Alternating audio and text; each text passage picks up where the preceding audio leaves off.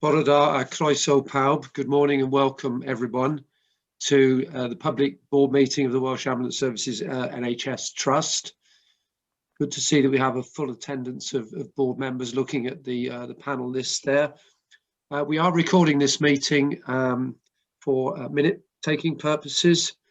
As I've said on previous occasions, this is a meeting open to the public, although not a public meeting. So it is being broadcast on Zoom and Facebook Live.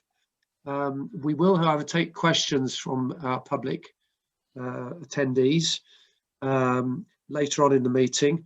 They will either have been submitted in advance or during proceedings. We can pick them up as we go. So further on in the meeting, Estelle will coordinate our response to those questions. An important point to note is that you're very welcome to pose questions, written questions in Welsh.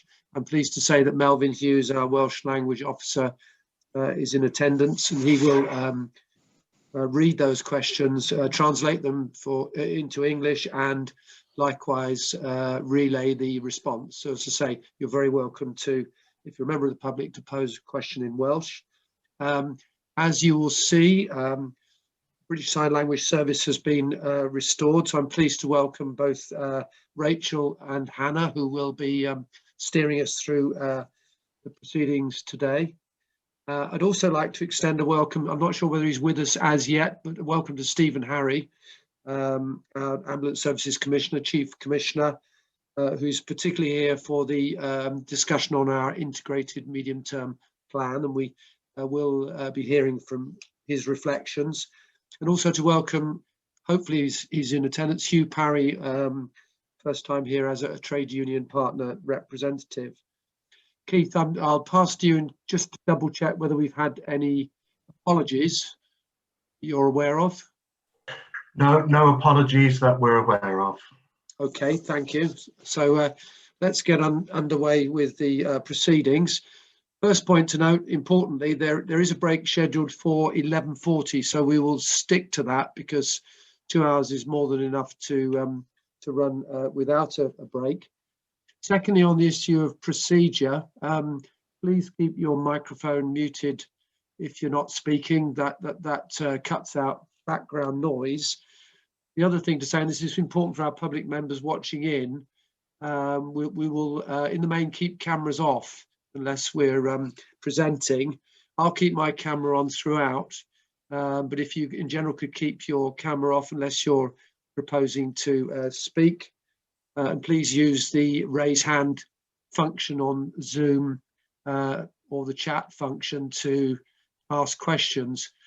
So just to be clear with our public attendees, there is a chat function that we as board members can see and read, and I will pull comments out of that if they're pertinent to any of the discussion. So without further ado, we'll launch straight in to proceedings. There's quite a lot of business today. First up, our declarations of interest. We have the three standing declarations from Emrys Davies, Kevin Davis and Nathan Holman as usual. Are there any others that we need to record? Keith, I don't know again whether you've had anything that needs to be declared. Nothing that I'm aware of, thanks, Chair. Okay, well, we'll move straight on. This is rather strange. I introduced the meeting and then introduced myself. So we'll go on to the Chair's report. Last time we met as a board was on the 28th of January, some 2 months ago, and it actually has been extremely busy, not surprisingly. And I just wanted to pick out one or two things that I've been involved with because I think they reflect the balance of our business. I mean, firstly, we've been looking long and hard as a board at our future direction of travel, our strategic aspirations, and that forms an important part of the agenda today. So we've had a couple of board workshops which I've chaired, looking at our plans for the future. There's also been a lot of focus from on my part, and indeed from Jason, on working outwards with our key NHS partners in particular. I've attended a number of fora in that capacity, our collaborative leadership forum, which brings us together across Wales, for example. Also met twice with NHS chairs across Wales, and an important discussion at the second of those meetings on the perennial problem of hospital handover delays for ambulances, where we reflected on the actions taken thus far and how we might effect further improvement for the future. So that issue, which you will see surface in our performance reports today, very much featuring on the wider agenda as we work together to try to address that issue. And amongst the other meetings, outward focusing meetings, a very good discussion with Chair and Chief Executive of Cardiff and Vale Health Board about how we might enhance our collaboration for the future. Alongside that, in growing number of meetings are connecting with both Senedd members, politicians and the public, which is highly important, I think, for us as a publicly accountable organisation. So we've continued our dialogue with Senedd members, as you'd expect, but I've also attended a couple of meetings with Estelle Hitchin, our Director of Partnership and Engagement, with councillors and Senedd member representing the Gower, talking about a number of issues around volunteering and co-responding services in that particular area. So we do maintain connection with specific local issues. And I also attended the board of community health councils for Wales, the patient representative bodies, where I was able to talk through some of our plans for future. And I think that will be increasingly important to focus as we move forward. And finally, alongside that, try to maintain that internal focus on the organisation itself. So Jason has continued as Chief Executive to run WAS Live sessions for our staff, where we take questions and respond to those, and I've attended those and communicated what's happening at board level. And I've also continued to meet with our trade union partners to discuss mutual issues of interest, and we'll continue to do so on a monthly basis. So I think the message coming through is we've been busy. The focus is on outwards and inwards. The focus is on looking backwards and dealing with historical problems, but more so of late on looking ahead at our plans for the future. And I think today's agenda reflects that shift towards future solutions to some of today's problems. So I particularly commend to you the agenda item around our 3-year integrated medium-term plan, which we will come on to. So that's all I wanted to say by way of introduction, other than being mindful of the fact we're now a year on from the beginning of this awful pandemic. Just to place on record my appreciation as chair, humble appreciation, I would say, in honesty, for the heroic efforts of our staff over this enormously difficult 12-month period. We wouldn't be able to have these kinds of discussions today as a board about looking forward were it not for the efforts of our staff in sustaining the service that we have. And also, I think a year on, it's a sad opportunity to reflect on those we have lost within the service, delivering frontline service to our patients. So I just wanted us to carry those thoughts, and I'll pass to you, Jason, perhaps to add your reflections on that theme before we move on through the meeting. Thanks, Martin. And yes, I agree fully with what you've said. And indeed, earlier this week, on the 23rd, the anniversary of the first lockdown in the UK, I released a video message not only to our people across the organisation, our fantastic staff and volunteers, but also the community across Wales, to, I guess, pause and reflect on what is now 126,000 people that have lost their lives to the virus. But of course, that's it's affected us directly because we've lost colleagues, 4 colleagues through the pandemic. But of course, each and every one of us has been touched in some personal way as well as a professional way by the pandemic. And as you say, and I said in that video message, our people have been absolutely fantastic in the face of what genuinely and truly are unprecedented circumstances, with lots of change happening very rapidly, with additional activity, with having to work in different ways, with having to use new pieces of kit, all at the time, of course, of being at risk and in fear in some cases of how the virus would affect them. So perhaps before I go into talking the board through my latest Chief Executive report, we should just pause and reflect for a moment on the 126,000 people that have lost their lives to the virus.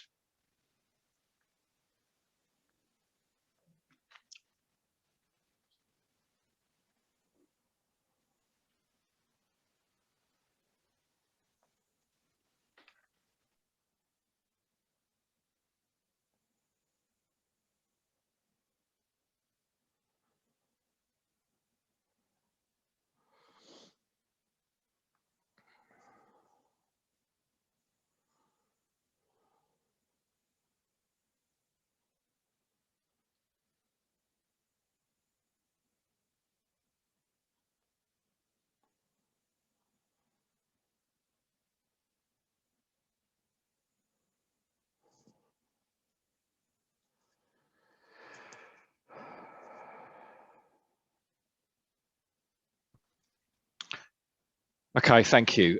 So, Martin, if I can, I'll go straight into my Chief Executive's report, and as usual, just draw out a couple of highlights from that paper to the board's attention. Of course, happy to take questions at the end. What I will do before I excuse me, start that though is, of course, some of you may have seen last night, and this is hot off the press and fresh. Last night, our team, in collaboration with the Small Business Research Initiative Centre of Excellence, Industry Academia, the Ministry of Defence and Innovate UK, were the proud recipients of a St David's Award for their work in looking to urgently identify new ways of cleaning ambulances vehicles through the pandemic. So the St David's Awards recognises excellence across Wales, and we were proudly the recipient of a St David's Awards last night indeed. So turning to the Chief Exec's report, if we can go to paragraph 9 first. This is capital and estates. I just want to draw the board's attention to the capital programs that are underway in the estate at the moment. So Aberaeron, Cardiff, Kumbulla, Matrix 1, Matrix House for the new training school, and accommodation for new staff at the Grange University Hospital. And of course, that's all running currently in addition to 10 operational station refurbishments, which are currently underway. And the report does go on to talk about the additional work that's also been happening in terms of our strategic outlook for the estate over the coming years, and particularly reflecting there on the need for expansion and growth as a result of the EMS demand and capacity review. So I just want to place on record here my thanks to the estates team for a lot of work they've done, as everyone has in the last 12 months, but crucially looking forward and enabling and preparing us with better workplaces for our people and a modern estate for a modern ambulance service. So that's paragraph 9. If we move forward in the report to paragraph 24, so this is in the Medical and Clinical Services Directorate update. I just want to draw the board's attention to the fact that, again, this week, Wales has hosted, and WAST has hosted, the EMS 999 Forum Conference. Perhaps colleagues could mute if they're not talking.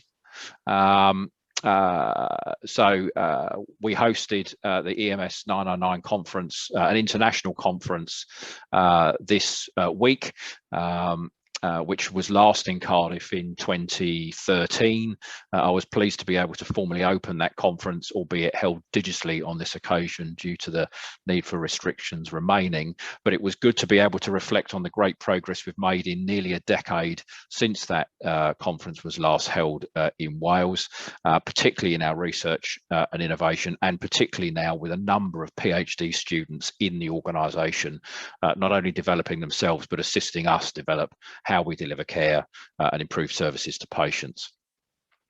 Onwards in that section to paragraph 27, we've touched on this before, but we've now got activity at pace with TerraPace. So this is the electronic case card system. We've signed the contract now following the board approvals for the for the spend and the business case. Funding has been secured, as I say, contracts signed. We've got a group of staff involved in designing how this will work through an operational functional design team, and we've got early adopters, for want of a better term, but pilot use out there in the workforce now to test the system and enable us to enhance that prior to a service-wide rollout in the autumn, and that will be a significant step forward for us as an organisation. In addition to that, I just want to draw the board's attention to paragraph 29 as well. So this is the Charu proposal to use the recently developed senior paramedic role to improve our clinical response to patients in the community, particularly here focusing on cardiac arrest outcome. And you can see in paragraph 31 immediately under that section, I'm now pleased to say that we've got recruitment well underway for the new senior paramedic role that we've created. And this does two things, Martin. It improves our clinical supervision and development of all our staff at the front line, but crucially too, it helps us improve services and outcomes for patients. So this is a great step forward on a number of fronts with the investment that we've been able to put into this role, in creating this new role, assisting our people with their development and an opportunity for career progression, but at the same time improving services for patients. Recruitment's underway, external adverts are now out as well, and we'll see this rolling out across Wales. Moving forwards, connected with that, paragraph 38 talks about the duty operations manager role. So this is the revision of what was the team leader role, now a duty operations manager, a pay band higher, broadened responsibility and scope, stretching our people, developing our people, putting stronger operational support 24/7, 365 across the organisation. You can see there an update on the number of DOMs, duty operations managers, now deployed, and again recruitment underway against those vacancies that remain. Paragraph 39 talks about the transfer of work for NEPs, and it's great to see two further health boards now moving from the 1st of April, which leaves essentially one of the 7 health board areas to come on board with that national provision of NEPs. Again, another great step forward for the team, and I should just say thank you to the NEPs team who have been working hard behind the scenes through the pandemic to get us to that point. Moving ahead to paragraph 52, this is 111 and contact first. So you can see here, the board can see here an update not only on the activity that's gone through 111 in the last year, but the point I want to draw out here is actually at the bottom of paragraph 53, and that's the last sentence, which is that we will I'm pleased to be able to report that in conjunction with the 111 program implementation team and our teams, we've been able to accelerate and bring forward the go live of BCU Health Board in North Wales to the summer of this year. So there's been some suggestion in some courses that that's been delayed for on a number of occasions. That's not the case. What we are doing here is accelerating by about 12 months the deployment and go live of 111 in North Wales to this summer. So that's great news. Again, with hard work from our teams and those across the system. And I'll probably pause there, Martin, but happy to take any questions. Thank you, Jason, for that introduction to an excellent and comprehensive report, which captures a lot of things that we're doing. So are there any questions from board colleagues? If you could either appear on camera if you want to speak, or post in the chat, that would make it easier for us. It's interesting. I think that means you've covered everything off, Jason, actually. Good stuff, thank you.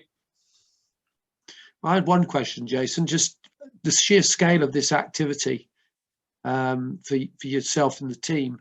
How easy is it to sustain such a panoply of things, on so many fronts? We're always conscious of workload, aren't we, and ability to deliver. Yeah, I mean, we may come to some of that in the further item when we talk about the IMTP later, but perhaps there's just a couple of things I would say. I mean, through 2020, we essentially paused all non-essential activity, and by that, you know, we were very clear, weren't we? In wave one of the pandemic, we said that we would continue with growth in the EMS service. So that was the recruitment of the 136 people at that time, supported by commissioners. And obviously focus our efforts on the pandemic response. And essentially all other activities stopped. In wave two, we were a bit more perhaps sophisticated in what we did. We continued obviously with that recruitment and also some other key activities. As we've come out of wave two, we've said to the organisation quite openly that we will take March as a kind of a pause month. So, you know, we'll do what we need to do in March, but we won't start any new schemes or activity in March, to give people an opportunity for a little bit of respite as we've come out of the I guess the sharpness of the pandemic in the second wave. And then we do have some choices as we go into the new financial year from next week, from the 1st of April, about how quickly and in what order we undertake some activity. Some we have to do, and we have to start that from April, but there are some choices that we've taken in terms of the planning for the next 12 months from April, again, to give a bit of respite and support to our people where we can. But of course, what we can't do is you know, do nothing. And with support of commissioners, you know, we will be growing not only the front line, as I've talked about a lot, but also support posts, you know, crucial support capacity and support posts behind the scene, which keeps the organisation going and supports the front line. So we'll be adding capacity in some way, shape or form to pretty much every bit of the organisation over the next 12 months. That's really helpful. And Kevin, in the Vice Chair in the margin there, has pointed out that the board have been closely involved in understanding the complexity of the work that's going on and how it all fits together, which is a key point. Stephen, Harry, our Commissioner, I see you've got your camera on, so I think you may want to speak. By all means, say hello. Hello. It's not that I want to speak, Martin. It's my lack of technical knowledge on Zoom. I'm a Teams man, so I'm working on a different computer. So it's nothing more than that, really. So okay. Welcome. But thank you for inviting me this morning. Welcome. Thank you, Stephen. Okay. I think, Jason, we're simply asked to receive your report, are we not? So yeah, that's correct. Thanks. Difficult to see faces nodding, but could I take it that we're happy to receive that report? I see a face appears. Happy to receive the report. I pressed the wrong button. Forgive me, Chair. Thank you. That's very helpful. Okay. We seem to be running on time, which is good. Move on to next to a very important item, which of course is our patient story. Claire, I think we're in your capable hands with this one. We've got 20 minutes for this item. I think with the video and questions, that should be sufficient. Yes, thank you, Chair. Good morning, everybody. Bordar. I'm really pleased this morning to be able to introduce the story of a gentleman, Mr. McTaggart. Very unfortunately, Mr. McTaggart had a fall in November of last year at a period where the entire system was extremely busy across the whole system, and particularly in the southeast of Wales. And very unfortunately, Mr. McTaggart had a very long wait for an ambulance to arrive with him. We have responded to Mr. McTaggart and his family through the Putting Things Right process and have provided a response to him as to the rationale as to why there was this very long and unacceptable wait, really, for an ambulance to arrive with him. But his story really provides us with what that experience was like for him and his family. And I think it's really important that we reflect on these stories of what the impact is on people when the system is incredibly busy, and our ability to be able to respond in a timely manner is affected. So I believe that Baptiste is very kindly going to now share the video.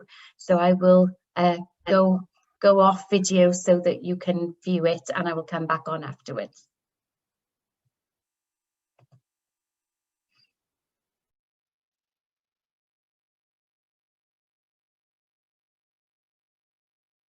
Hi, I'm Jim McTaggart, and this is my wife Julie, and we're going to tell you about what happened. It was a Saturday evening.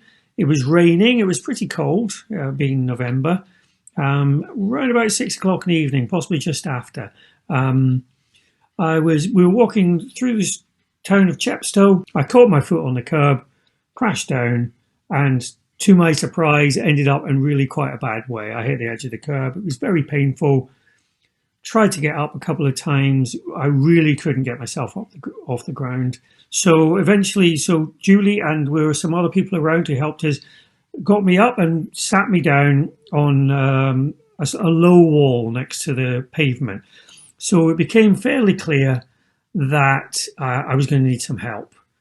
And at that point, we called for the ambulance. We called an ambulance. Somebody came past they brought us an umbrella. And they managed to get a chair out of the local pub for him to sit on, for me to sit on, just to try and shelter us because it was raining very hard. And we were there about an hour and a half, hour and a quarter, with no response from the ambulance. We hadn't heard anything. So a taxi pulled up and asked if he could help. And we sort of explained the situation, and he said he couldn't take us to the hospital, but he could try and get us home. It was about a 2-minute drive home, and he could try and get us to the house, so at least we were indoors. It took 3 of us to get him into the taxi, and we were extremely worried that we were doing more damage. We managed to get him out of the taxi, and literally just inside the porch of the house. That was as far as we could get him. We couldn't get him any further. I managed to get a chair for him to literally perch on. And at that point, I rung the ambulance back. And this was about 7:45 now. So this had been an hour and a half since the initial call. They told us that he couldn't drink anything. We weren't allowed to give him any painkillers. So we waited and we waited because Jim was in so much pain. And by this time, he was struggling to be able to go to the loo. He literally couldn't. He desperately needed to go and he couldn't. And so I rang them at 10:15 and I got South West ambulance service, not Wales. The guy there was very helpful and said that he would get a clinician to ring us to try and assess the situation, to try and help, because obviously by this time this had been 4 hours since the initial call had gone in. He then rang back a couple of minutes later to say that unfortunately he wouldn't be able to do that. 10 to 1 in the morning, I rang the ambulance back again, and they said that they would be trying to send somebody. And at that same time, it turns out that the Wales ambulance were trying to contact us. We later again have found out that they didn't try again because we'd contacted the ambulance service. So as far as they were concerned, we'd been in contact. So we weren't aware at any point that anyone had tried to contact us. And he was in a really, really serious way. And I just felt like I couldn't get across to them what a state he was in. I couldn't seem to make people understand how much pain he was in. And then about 5:15, Jim got he got even more distressed because he realised he needed to poo. And the only thing I could think, I had a potty type thing upstairs. I got that, made a sort of bench thing with it on, and between us, we managed to slide him across onto it. And he managed to go, and it was, as that was all happening, so it must have been a little bit later than that, about 5:15, the ambulance crew arrived to find him literally on this makeshift potty, naked from the waist down, in a horrendous state. I mean, it wasn't a bad way, it was a terrible mess. And as you can imagine, very distressing as well, and quite undignified. And I'd been there, 11 hours is a long time to not go to the toilet. And in the end, we had to sort of, between Julie, myself, and the ambulance person who was reaching through a small gap in the door, they managed to move me enough so that they could open the door and get me in, get into me. And then, to be fair to them, once they arrived, it was very obvious that they realised that Jim was in a very bad way. They were fantastic. They really were. They got me up. Brilliant. I mean, between them all, they got me up, got me on. Julie helped them. I had to clean him got me up. cleaned off, and got my clothes back clean on. him up and Got me out into the ambulance and off to the hospital ridiculously quickly. It was very, very good. It literally was 5-10 minutes. It wasn't. I don't think it was even that. It was literally minutes from the moment they arrived to them taking him off. He sort of left, and obviously because of COVID, although we weren't in lockdown at this time, I obviously wasn't allowed to travel with him. So for the next I didn't hear anything then until I managed to get through to the Gwent at 6:30 in the morning. And he literally was operated on several hours later on a Sunday because of the series of the injury. And it was at that point that I thought, you know what, we need to let people know, because this is too long, 11 hours to wait for somebody with a serious hip injury.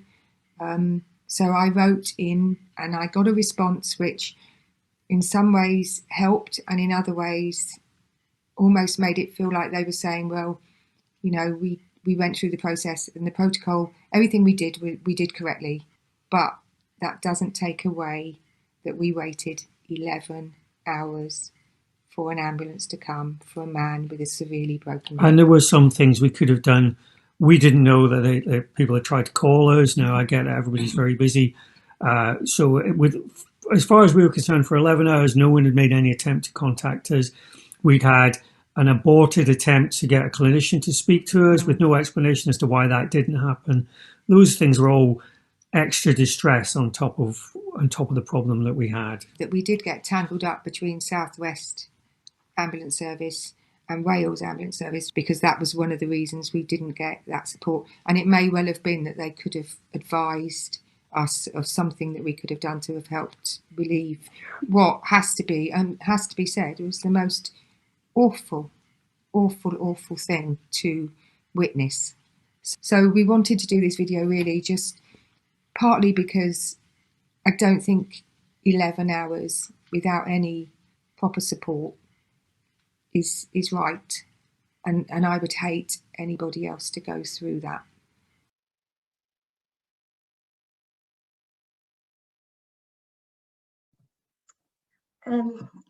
So thank you, Chair. I think that video says everything really. I'd like to really thank Mr. and Mrs. McTaggart for coming forward and working with our patient experience and community involvement team to make that video. I'd like to thank them for being incredibly honest and sharing the experience in full. And, you know, the fact that Mr. McTaggart was, you know, not just waiting in pain, but his dignity and his fundamental needs were really, really affected. I think to be able to tell that story in a very honest and open way, and to share what was obviously a very personal experience for Jim, you know, we should be incredibly grateful to that family for doing that. You know, I think it's really hard to hear that story and to hear the human impact of when the entire system is under huge pressure. So I will share with everybody that on that particular day, we were operating at very high levels of demand. Our demand management plan during the day was at either a level 3 or a level 5, and colleagues will know that even a level 3 is a high level of escalation, and we do not frequently go into a level 5, which demonstrates the extraordinary level of demand and pressure that was on the system that day, and also the pressure that our health board colleagues were in that day, and the activity at emergency departments, which meant that we had obviously delayed access to emergency departments for other people, which resulted in part to our timeliness to respond. But as in many cases, there is a lot of learning in this case, both in terms of us contacting people, in terms of the advice that we give. But I think it is so important that we understand the human impact and the personal experience for people that are in that situation. So I'll pause there. I mean, obviously we don't have Jim and Julie here today to answer any questions, but I think their story says it all really, and it is about us reflecting on that, hearing it, and remembering that human experience when we are working both within the organisation but with our health board partners to improve our timeliness to respond. Thank you, Claire. I agree entirely with your sentiments. But it takes a lot to come forward and relay that harrowing experience in the way that those good people have. Your heart goes out to them. Paul has asked in the margin whether we'd be able to share that video with our health board partners, because it's obviously as pertinent to them in terms of ambulance delay as it is to us. I don't know whether what your thoughts are on that. Yes, we absolutely can share that video. Colleagues will know that we send a number of reports into the health board through our peer groups, myself with the respective directors of nursing, Brendan with the medical directors, and Lee obviously with the chief operating officers. So colleagues will be aware of the incidents that are occurring, but I agree the patient experience and the patient story behind the numbers as it was is really important, and I will certainly take an action away from board today to contact my peer in the health board to offer to share this video, and obviously we will talk to the family as well to make sure that they are comfortable with that. Great, thank you. I think Bethan wants to come in at this point. Thank you, Chair. Yes, please. Firstly, I'd like to echo your thanks to Mr. and Mrs. Taggart for sharing that story with us, Claire. As you say, it really does bring the truth forward to us. A few of their comments just scream out at me, you know. For as an example, I couldn't get them to understand how bad a way, you know, Jim was in. So my question, I guess, is you made reference to the fact that we can learn from this, and clearly there are system-wide pressures that are very, very real, and we've been discussing those with our colleagues across the NHS in Wales throughout the last year in particular, as the pandemic has challenged all of us. And we are trying to progress in that way, and that's great. But what can we as WAST internally learn from this, and what can we do differently to make our part in this better for the future for people like Mr. and Mrs. Taggart? Yeah, absolutely, Bethan, and I think that's a really important question. I mean, you know, obviously we have a number of internal processes and forums that we, you know, enact our learning plans. We work really, really closely, obviously, with our clinical contact centre colleagues. Our serious case incident forums that happen week on week include colleagues from across the organisation to make sure that we've got the right people around the table. And I think it is constantly revisiting that learning. You know, so there was particularly a learning in there for me about the issue of not eating or drinking, and the issue of obviously taking medication, and that constant, you know, clinical review of those situations. I think that it is really important to remember that, you know, this occurred during a period of intense demand and escalation. And of course, we have to keep learning about how do we best respond to people? How do we give them the best advice that is important for them as individuals in their individual experience in the midst of that incredible overwhelming demand where we are trying to respond to everybody? And I don't think there's an easy answer to that, Bethan, other than we need to be constantly open to reviewing and transforming and learning and implementing new ways of doing things and evaluating them. I don't think it's about we will implement this one thing and then we'll have all the answers. So I think it's more about a commitment of that continual learning. And of course, when we listen to people, I think, and their experiences from their individual perspective, we do hear different perspectives. So very recently I heard somebody explain to me that being told that there was going to be a delay in the ambulance coming was very distressing for them, because they essentially felt quite abandoned. Yet we've heard from lots of other people that they want to be told, well, if you're not going to get here for a while, then tell me about it so I can do something. So I think it is very important to remember that a one size fits all doesn't suit everybody, and we have to constantly be open to those messages from people who use our services and continue to adapt and continually learn. Thank you. Thank you for that, Claire. Kevin's posted a comment in the margin now. I don't know whether you can see that, about the script and follow-up aspect, which you've touched on, I think. Is there anything you wanted to add by way of response to that comment? I think not specifically in terms of the issue and the scripts, in terms of being able to give a, well, you know, this happened, we've done that, but certainly as part of the review of this case, we will be looking at the advice that was given and how can we ensure that we are making sure that people's fundamentals of care and their needs are met in a situation where they are waiting for us to arrive. And of course, the other thing is that we need to bear in mind the challenges of that in a hear and treat sense, when of course we don't necessarily have eyes on the patient. So again, you know, this is about reviewing our falls response model.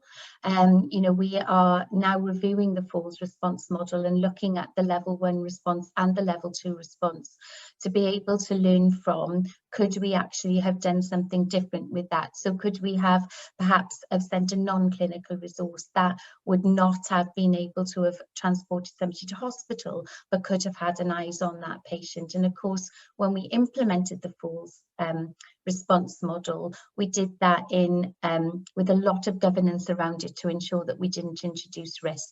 We now know a lot more about that model, and now is the time for us to review that. Brilliant, thank you. I think Emrys, you wanted to come in. Yes, thanks, Martin. This isn't the first case of long delays, and I think, Claire, I don't want to get into the detail, but I think we need to be looking at some of the advice, because nothing to drink or to quench your thirst for that period of time is quite extreme. So, you know, the opportunity to take sips of water wouldn't be totally against the type of advice that could be given. So I think it needs a little bit of research and thinking around that as well, because nil by mouth for 12 hours is quite a drastic position. So that's just a thought starter. Thank you. Thank you. Go to Lee, then to Jason, I think. Good morning. Yeah, I just wanted to add a little bit perhaps on our triaging approach and system, particularly in light of the comments there from Kevin on scripts, and again from Emrys on the advice that's given. Of course, we use the system MPDS to help with the prioritisation of that, and the scripting itself for our call handlers is, of course, you know, exactly that. It is an algorithmic script, and compliance to that is very important. And I think it's important as well that we remember that our call handlers can only ever act on the information that they are given by the caller at the time of the call, and we know that sometimes incidents can pan out to be different from the information that's given to our call handlers at the beginning. And we are a centre of excellence when it comes to applying MPDS as a triaging system. So, you know, that should give us some good assurance in terms of how we apply the system that we use for the triaging process. In terms of that scripting, at the end of the call, there has been some trials elsewhere in the UK around ETA information, estimated time of arrival information, and whether that can or can't influence the advice that are provided to callers and to patients.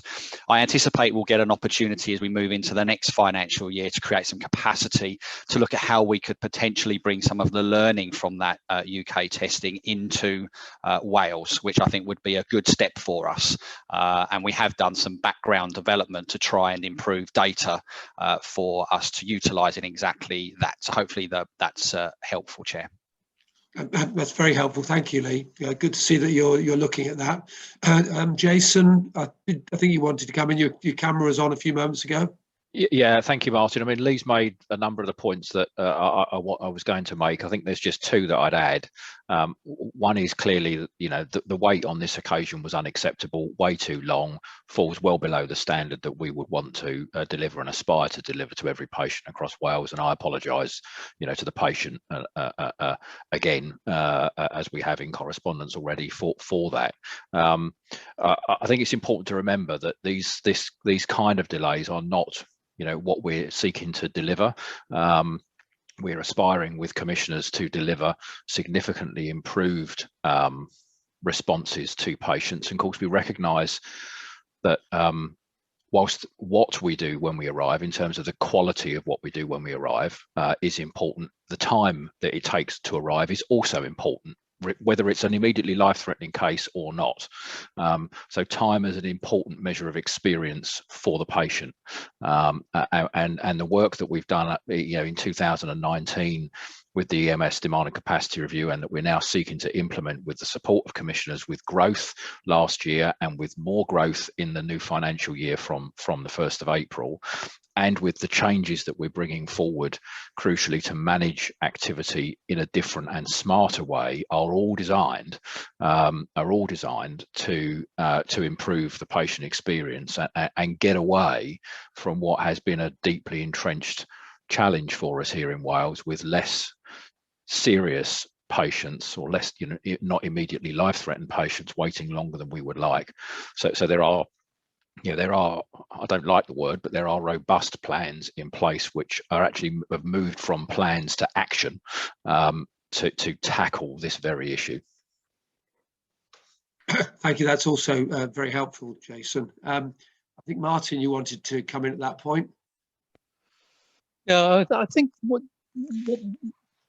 what I noticed in the presentation was that there are probably two issues. One is our role and our responsibility, if you like, as WAST, to respond as appropriately as we can. And there are issues around communication, I accept that. But the other issue, which Bethan touched on, I think, and Claire responded to, was the issue of what happens when there is a long wait. We're not the only provider of healthcare services in the community. There is a GP service, there is a community nursing service, and I'm just wondering whether, there must be circumstances, and this is a good case in point, I guess, where the interim support, whilst they wait to be taken to a secondary care provider, if you like, there's a gap. I'm not sure the ambulance service should be filling that gap, essentially, but certainly the health service should.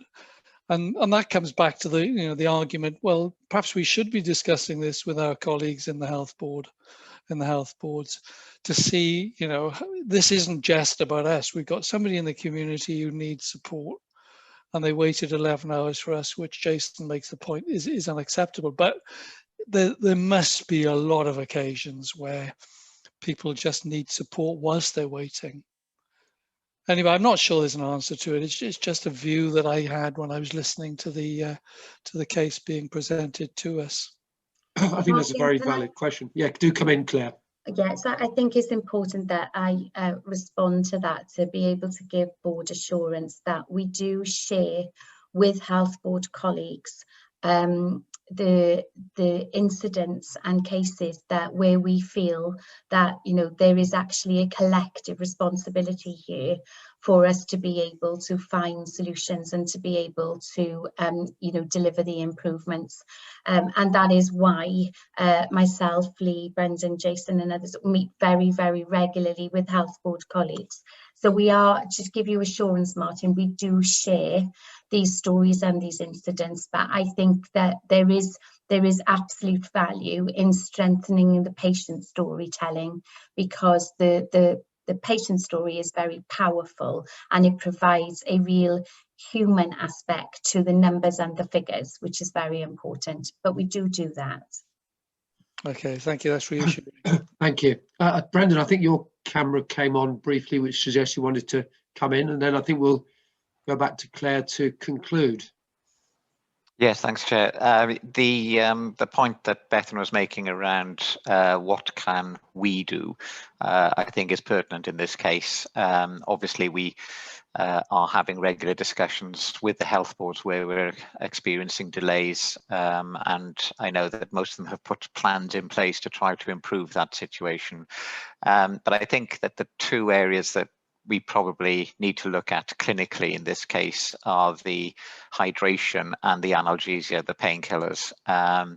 There was always, you know, a concern that giving people freedom to drink was going to end up with problems if they required an anaesthetic and possible aspiration, and the impact of taking strong analgesia interacting with an anaesthetic. But in actual fact, what probably the greater risk is that people are kept nil by mouth for so long that when they are admitted to hospital, they require rehydration before any surgical procedure can take place.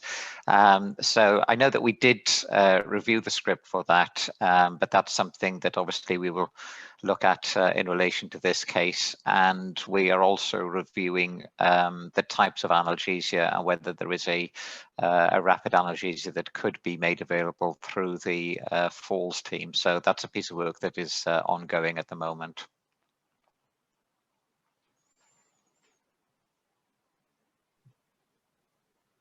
Apologies, I was on mute. That's very helpful, Brendan, particularly in the context of time. If there's a likely long wait, the issue of fluid and analgesics becomes, you know, more pressing, doesn't it? So Claire, I think we'll go back to you to sort of draw the threads together. I think the comments, some general comments which Estella's picked up, is the case that you know, this is not the first instance of its kind, and how we best learn from these things to implement measures that produce long-term results. I think the Falls response model that you allude to is very pertinent in that, isn't it? Yeah, so I can see that Estelle has noted that we've had a lot of comments about this, to say that this, you know, we see this, you know, we see people waiting a long time, and somebody asking about the Falls response model and why has this been taken away. The Falls response model has not been taken away. We do have a level 1 Falls response now in every single health board in Wales. And that is the response that is about responding to people who've fallen but may not be injured, and it's about picking them up off the floor, getting them off of the floor quickly and having an assessment. And that was what I was referring to in my comment earlier, that it is timely now for us to review that model of care. Now that we know a lot more about it, we've got a bit more confidence, we can look to how we can mature that model. And we do have a level 2 Falls response service, a dedicated level 2 Falls response service in an Iron Bevan health board. There are elements in other health boards which are in part provide that service but may not be recognised as a dedicated Falls response service at level 2. And we are actually now, as part of our Developing Older Persons framework, looking at reviewing both levels of responses and how we can mature them and how we can become more effective. But the level 2 response in particular does need us to work with health boards to be able to jointly deliver that, and that is going to be a particular focus for us now going forward. That's very helpful, and it picks up Martin Turner's point about joined up care with the health board, doesn't it? We might want to come back to that audience subject when we do the questions from the public further on. So if you have any reflections you want to add later on, there'll be that opportunity. I think that's been a salutary 20 minutes or so, hasn't it? I think it's important that we take difficult experiences with good ones, and we shouldn't shirk that. In fact, there's more power in this than many reports that we receive at board. So I think as a board, we should look forward to hearing further about how some of the follow-up has been taken forward, Claire, because there's such significant issues. So the falls response, for example, obviously the work with handover delays, and some of the things that Brendan highlighted around the advice that we give. I think they're very pertinent, aren't they? So it'd be good to take stock with that further on as a board, and we can talk offline about when that will be. But it's such an important story that encapsulates a lot of the challenges that we face. Yeah, thank you. Absolutely. Very happy to do that, Martin. Thank you for your time this morning. Thank you. I'm conscious that with my military timekeeping, we're 10 minutes adrift, but we'll stick to the break at 10:40, and if necessary, slip one item or so into the latter part of the meeting. So without further ado, we'll move on to our integrated medium-term plan, which also includes outlined budget. I think we begin with you, Rachel, do we not? We I think, Jason, I think from my recollection, you may want to say a few words of introduction before Rachel goes into the meat of the plan. Thanks, Martin. So yes, just briefly. So Rachel will take us through the plan, which is before the board today for approval prior to submission to Welsh Government. This is a 3-year plan, although the requirement for us this year is to submit essentially an annual plan. We've taken the view, as we've discussed as a board previously, that it's right for us to have a slightly longer horizon, clearly much more detail in the first 12 months, but kind of an outline of actions and how they connect together in the 2 out years. Rachel and the team have put a lot of work into this in recent months to bring it to this point to present for approval today. And as we touched on earlier, we've got Stephen Harry, the Chief Ambulance Service Commissioner, with us today to talk to the report from his perspective, also given its passage through the Emergency Ambulance Service Committee when it last met earlier this month. So I'll commend the plan to the board, but Rachel will take us through it with the aid of a few slides, I think, Rachel. Thank you. Yes. So thanks very much for the opportunity to present this plan today. And I'm going to share my screen if I can work out how to do that, hopefully. Bear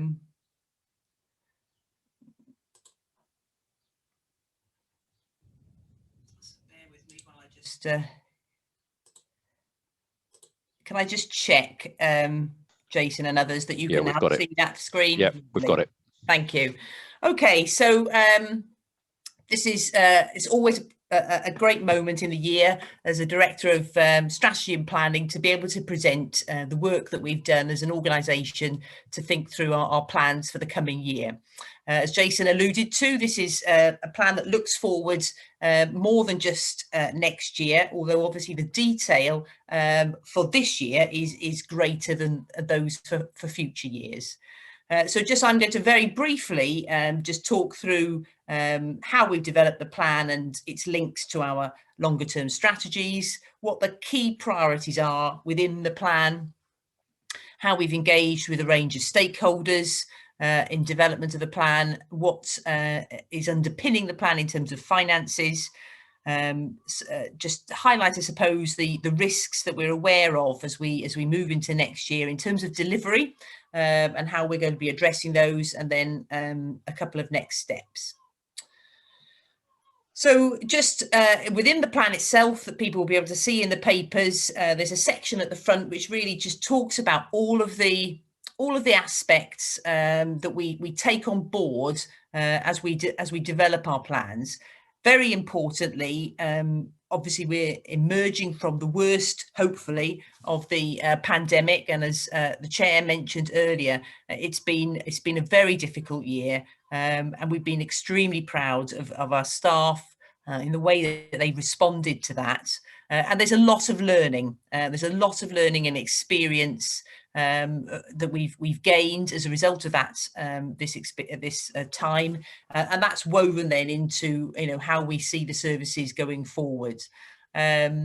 We've got obviously taking on board Welsh Government plans and strategies, so they produce for us a framework for how we develop the plan, but also importantly strategies such as a healthier Wales really shape the way in which we want to take our services forward as part of that wider system. We've got sections in the plan on what we've heard from patients and staff through the year, things that are important to them, things that they find not so good about our services or the way we run things, and so those views are hopefully woven into the plan and actions taken as a result. We've got commissioners who have developed a very clear set of commissioning intentions. That's particularly on the kind of emergency response side and our NEPT service side, but we also work very closely with the 111 programme board, with an SRO in Judith Paget, who's the chief executive in Iron Bevan. So there's a range of plans there that we need to respond to, and just linking really with the conversation we've just had, we look closely at how at the quality of our service, at the performance of our service, and we will use this plan as a mechanism for addressing some of those areas where we know we ought to be better, and response times to patients we just covered in some detail now, and that is clearly a big part of the plan. So our plan is built on and around our long-term strategy, which actually was published a couple of years ago now. We've tweaked the language a little bit, but in essence, we've got service ambitions that say we want to make sure that patients get the right advice or care in the right place every time, and we've got specific things we want to do within all of our service areas. So in our 111 service, in our 999 service, and in our NEPT services. That ambition is enabled by a series of strategies and plans around our workforce, our people, around how we want to use technology, how we want to innovate, how we collaborate and engage with partners, and the infrastructure that supports all of this, particularly in terms of our estate and our fleet.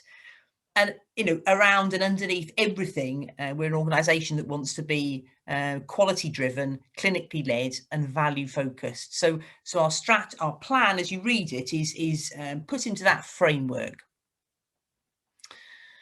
So just calling out a few of the priorities within the plan.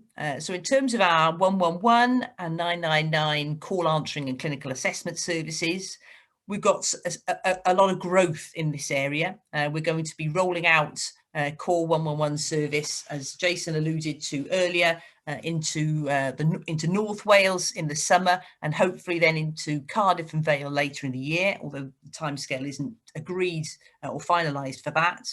We'll be rolling out the Contact First pathway across Wales, which is the service whereby we encourage patients who think they might need to attend an ED or a minor injuries unit to ring 111 first, so that we can make sure with our health board colleagues that they get to the right place. We, as part of supporting this kind of growth in demand, we're going through a big program of recruitment of call takers and clinicians. And with that, also recruitment into a number of leadership posts and governance posts, because as this service expands, we need improved leadership and governance structures to ensure that the quality of that service is good. A big one, it's a one bullet point, but we want to do a lot of work this year in terms of improving our website, the 111 front end. Because we think that actually a lot of needs can be met through a digital approach. We've got a new software system being implemented to support the service, and that will be going live this year. We want to start doing more in terms of video consultations, so that we've got an ability to speak to patients face to face as we're undergoing the clinical assessment process. In terms of our commissioners, they're very keen for us to work with them to develop a kind of a longer term strategy for how do we best enable remote clinical assessment for our patients. And subject to funding, we're looking and working very closely with health boards and Welsh Government colleagues to look at how we strengthen our services to patients with mental health needs. All of that is designed really to, I've just got to move my, is all designed to particularly improve our call answering times within 111, improve patient experience, and more patients able to get the right service in the right place every time. In terms of our emergency medical service response, we alluded to earlier, I think, that we've done some excellent work in the last year at recruiting more frontline staff. 136 additional staff came into post this year, and we've secured funding now for a further 127. And that is really good news in terms of growing the numbers of staff who are able to respond and hence improve our response times. As part of the demand and capacity programme, we're starting a big programme of redesign of rosters across Wales to make sure that the right staff are in the right place at the right time of the day to meet the demand patterns across Wales. We're also going to be looking at how we improve our services and perhaps have a different model of service slightly within rural areas where we know it's been harder to get to patients with immediately life-threatening illnesses in a quick enough time. So we're going to be doing a lot of work with colleagues there. We're going to be working in partnership with our trade union colleagues to implement a range of modernisation practices to increase capacity. A very big one here, we've got a new electronic patient care record, which we've been working on for a number of years, and that will be coming to fruition this year. The funding is there, and that will be implemented in the next few months. Important one for us in terms of, very large numbers of patients with respiratory illness who contact us, and actually there's a lot to be done to make sure that we don't just take those to hospital, but that we find new ways of treating those patients and getting them cared for closer to home. We've touched on working with health boards to reduce the delays that we see at hospital. And we've also touched on the importance of working to improve what's called the return of spontaneous circulation, ROSC, which is essentially a way of giving improved leadership into our service to make sure that we patients are saved, lives are saved.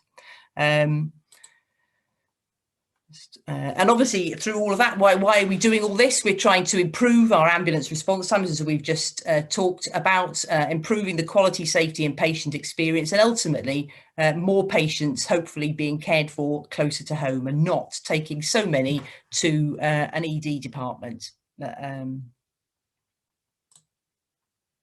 In terms of our non-emergency patient transport services and our transfer services, we've got a big transformation programme that's been underway for a while, which we'll be continuing with, as Jason alluded to earlier, finalising the transfers of work from health boards who currently provide it into WAST ownership is an important part of the programme.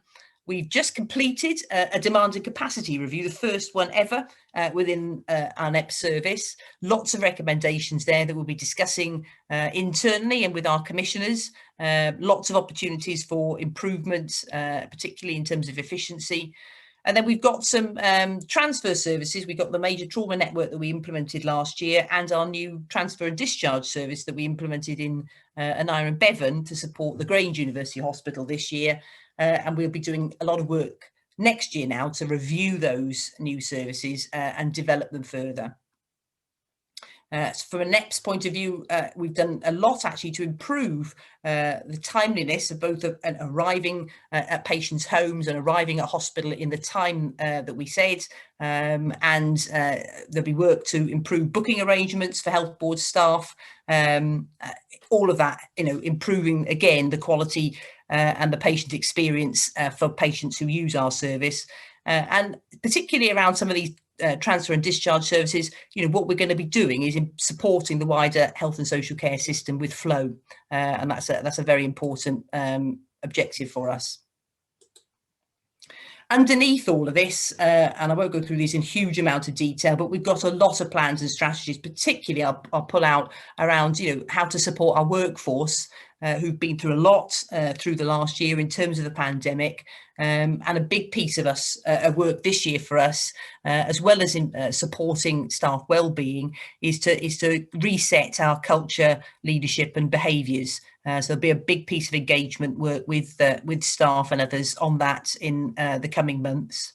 We're also got a quality strategy, a clinical strategy, a digital strategy, and all of those will be taking the first steps in implementing important actions there, as well as improving our estate and fleet, some of which was mentioned earlier.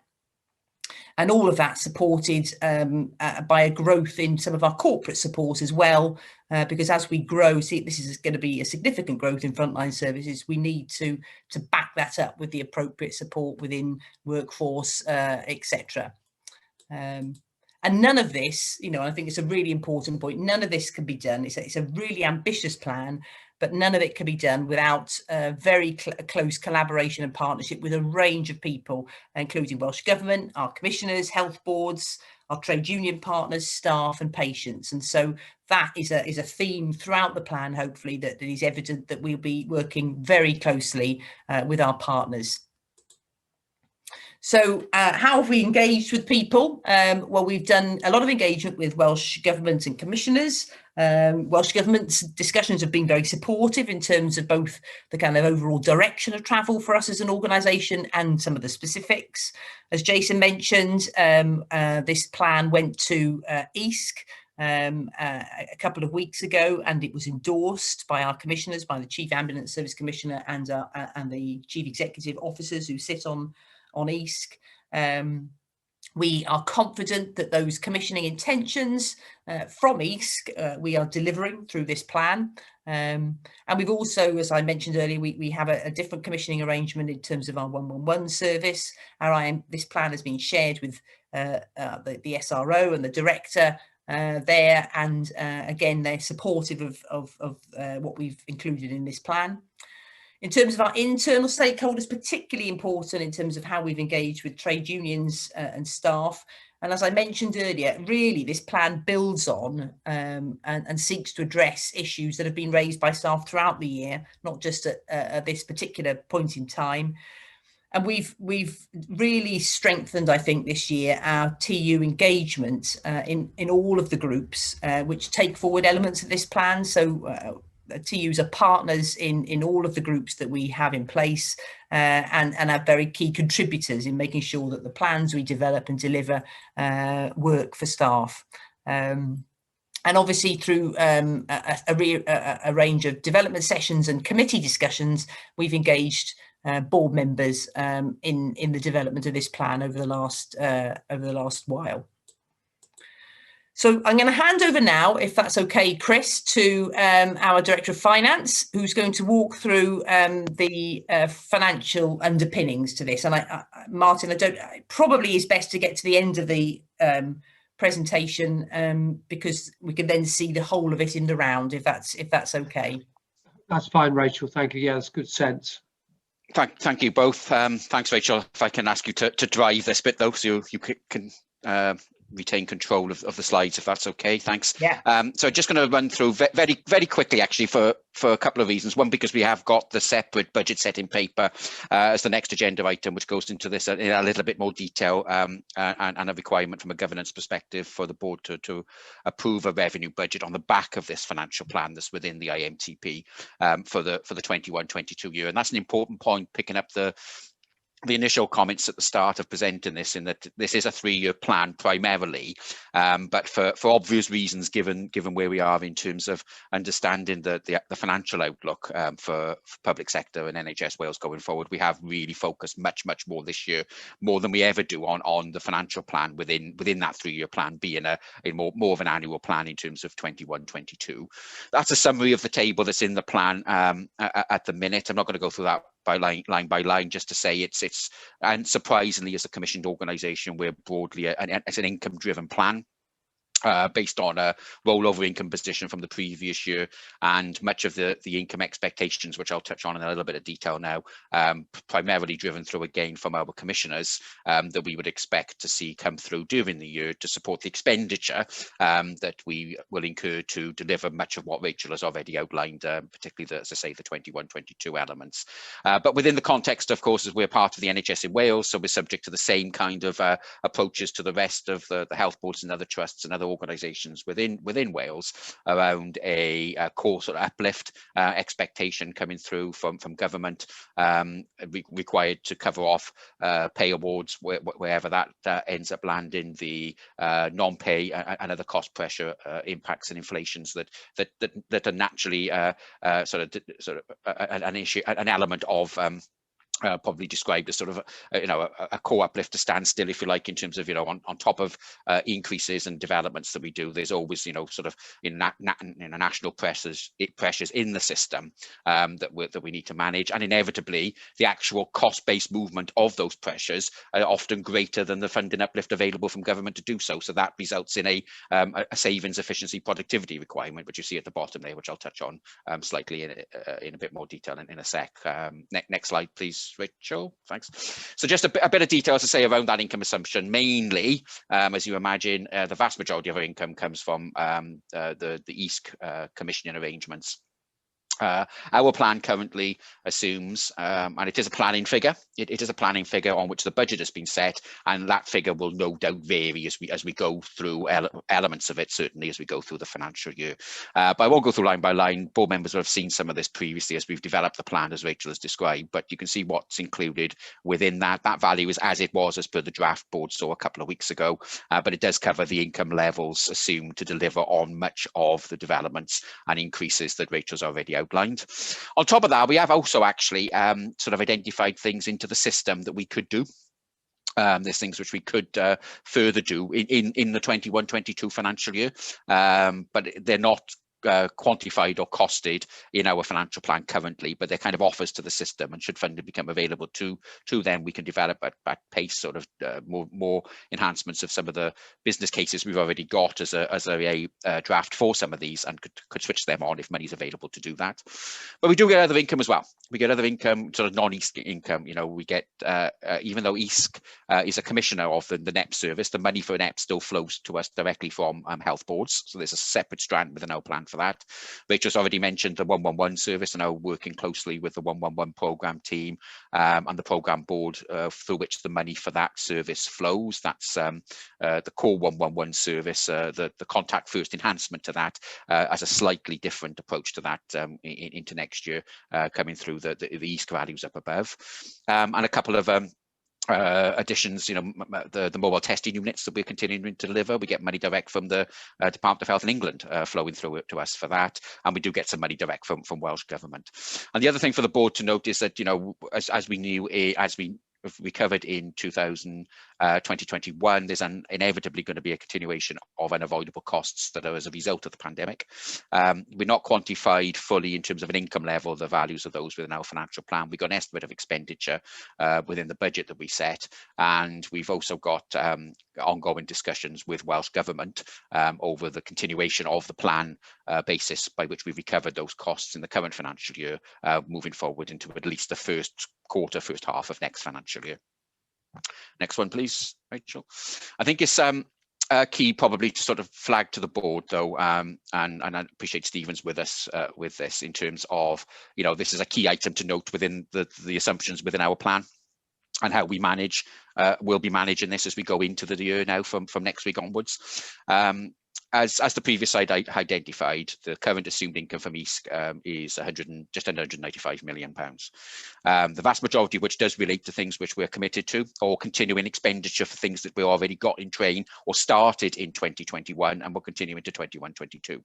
However, we know from that and recognise that EASC need to identify a funding source at their end to be able to fund us that level, or whatever the eventual level as we go through 21-22 is going to be. As I say, for some aspects of that, it's a planning figure, and the values will no doubt change as we go through the year, and the budget will be set flexibly to manage that. So the current confirmed funding that EASC has got available to it directly from health boards is about £12 million less than that currently, and we do recognise and understand that, and we got a list in the next slide of what's in that £12 million difference. But I think it's important for board to understand that, for that to be called out today. But as we know, when we had correspondence again over the last 24-48 hours on this with Stephen and others within EASC, is that we are continuing to get support for delivery of the items that have been included within that difference at the minute, more on a underwrite recovery of cost basis. And there's some correspondence, as I say, with a quote there of what has been agreed as part of that correspondence trail between us at the minute. Next slide, Rachel. I just wanted to sort of make sure board are clear though in terms of what is in that 12 million at the minute, and we are continuing or will be starting to incur expenditure against that. We need to be comfortable that there is a plan in place to deliver the recovery of the income for that element of it as we are incurring those costs as well. Won't read them out line by line there, but you can see the type of theme of things that are there. The top 3 or 4 are things, as I say, which started in the current financial year, which will have a full year effect as we go into the current into next financial year, which again, as I say, the discussions of correspondence with Stephen and others has been, there has certainly been no requirement or request from us from an organisational perspective to stop doing them, and the money is expected to flow to support them going forward. The big numbers in there, Contact First is the biggest single one in there, as you can see, and we know we have other assurances from discussions elsewhere across government that we are sort of got the coverage, if you like, that we need to continue to develop and roll out and enhance that service. There's an element of the second year in particular implementation of the demand and capacity review that will need to be recovered on that kind of actual cost basis as the cost increase as we grow that throughout the financial year, and the corporate infrastructure that we flagged previously as being a vital element going forward of us being able to sort of deliver the growth in the organisation that we are seeing. So the plan at the moment in terms of the correspondence is, as we move towards the 1st of April now, or start to incur for some of those that we're not incurring costs yet against them, we'll ensure we got individual responses between us and correspondence between us and the Commissioner in relation to these, as they are committed to again get the sort of governance lined up and the assurances that we'll need from a financial planning perspective that we're going to be able to recover those costs as we update estimated profiles of spend for some of these, because they will change, as I say, as we go through the financial year as well. But I thought it was important to sort of call that element out. It's no different actually to where we were this time last year. That value is bigger than it was this time last year, but to be fair, we do have a track record then of managing the variation in the 2 planning figures at this stage as we go through the financial year. Next slide, Rachel. I think the next couple now I'm not going to spend too much time on. We've seen these before. These are just the other side of the plan, if you like, in terms of the expenditure, and I'll probably come back to these in a little bit more detail when we look at the budget paper. So board will have seen these already, but the expenditures you expect to see would cover off what they do. That's fine, Rachel, that's fine.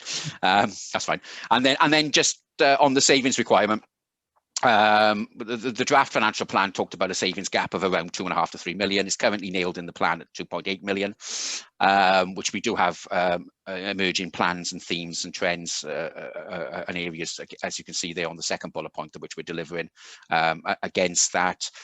We've got a working group established, meeting weekly now, of our assistant director leadership team subset of members to further ensure that we've got the line of sight of delivery. There will be elements of risk about delivering some of this.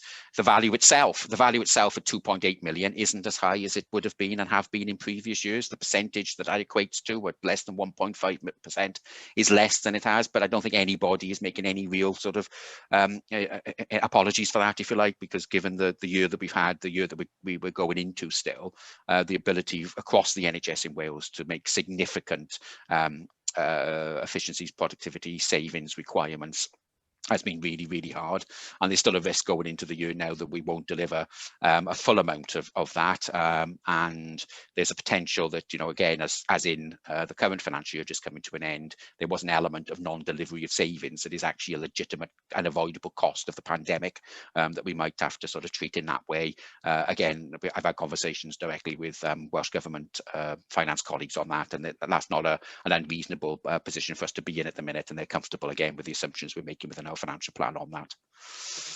Next one, Rachel, just for completeness, really, the plan is not just all about revenue. The budget setting paper you'll see in a sec is more about revenue, but just to sort of reconfirm again the capital plan as it currently stands.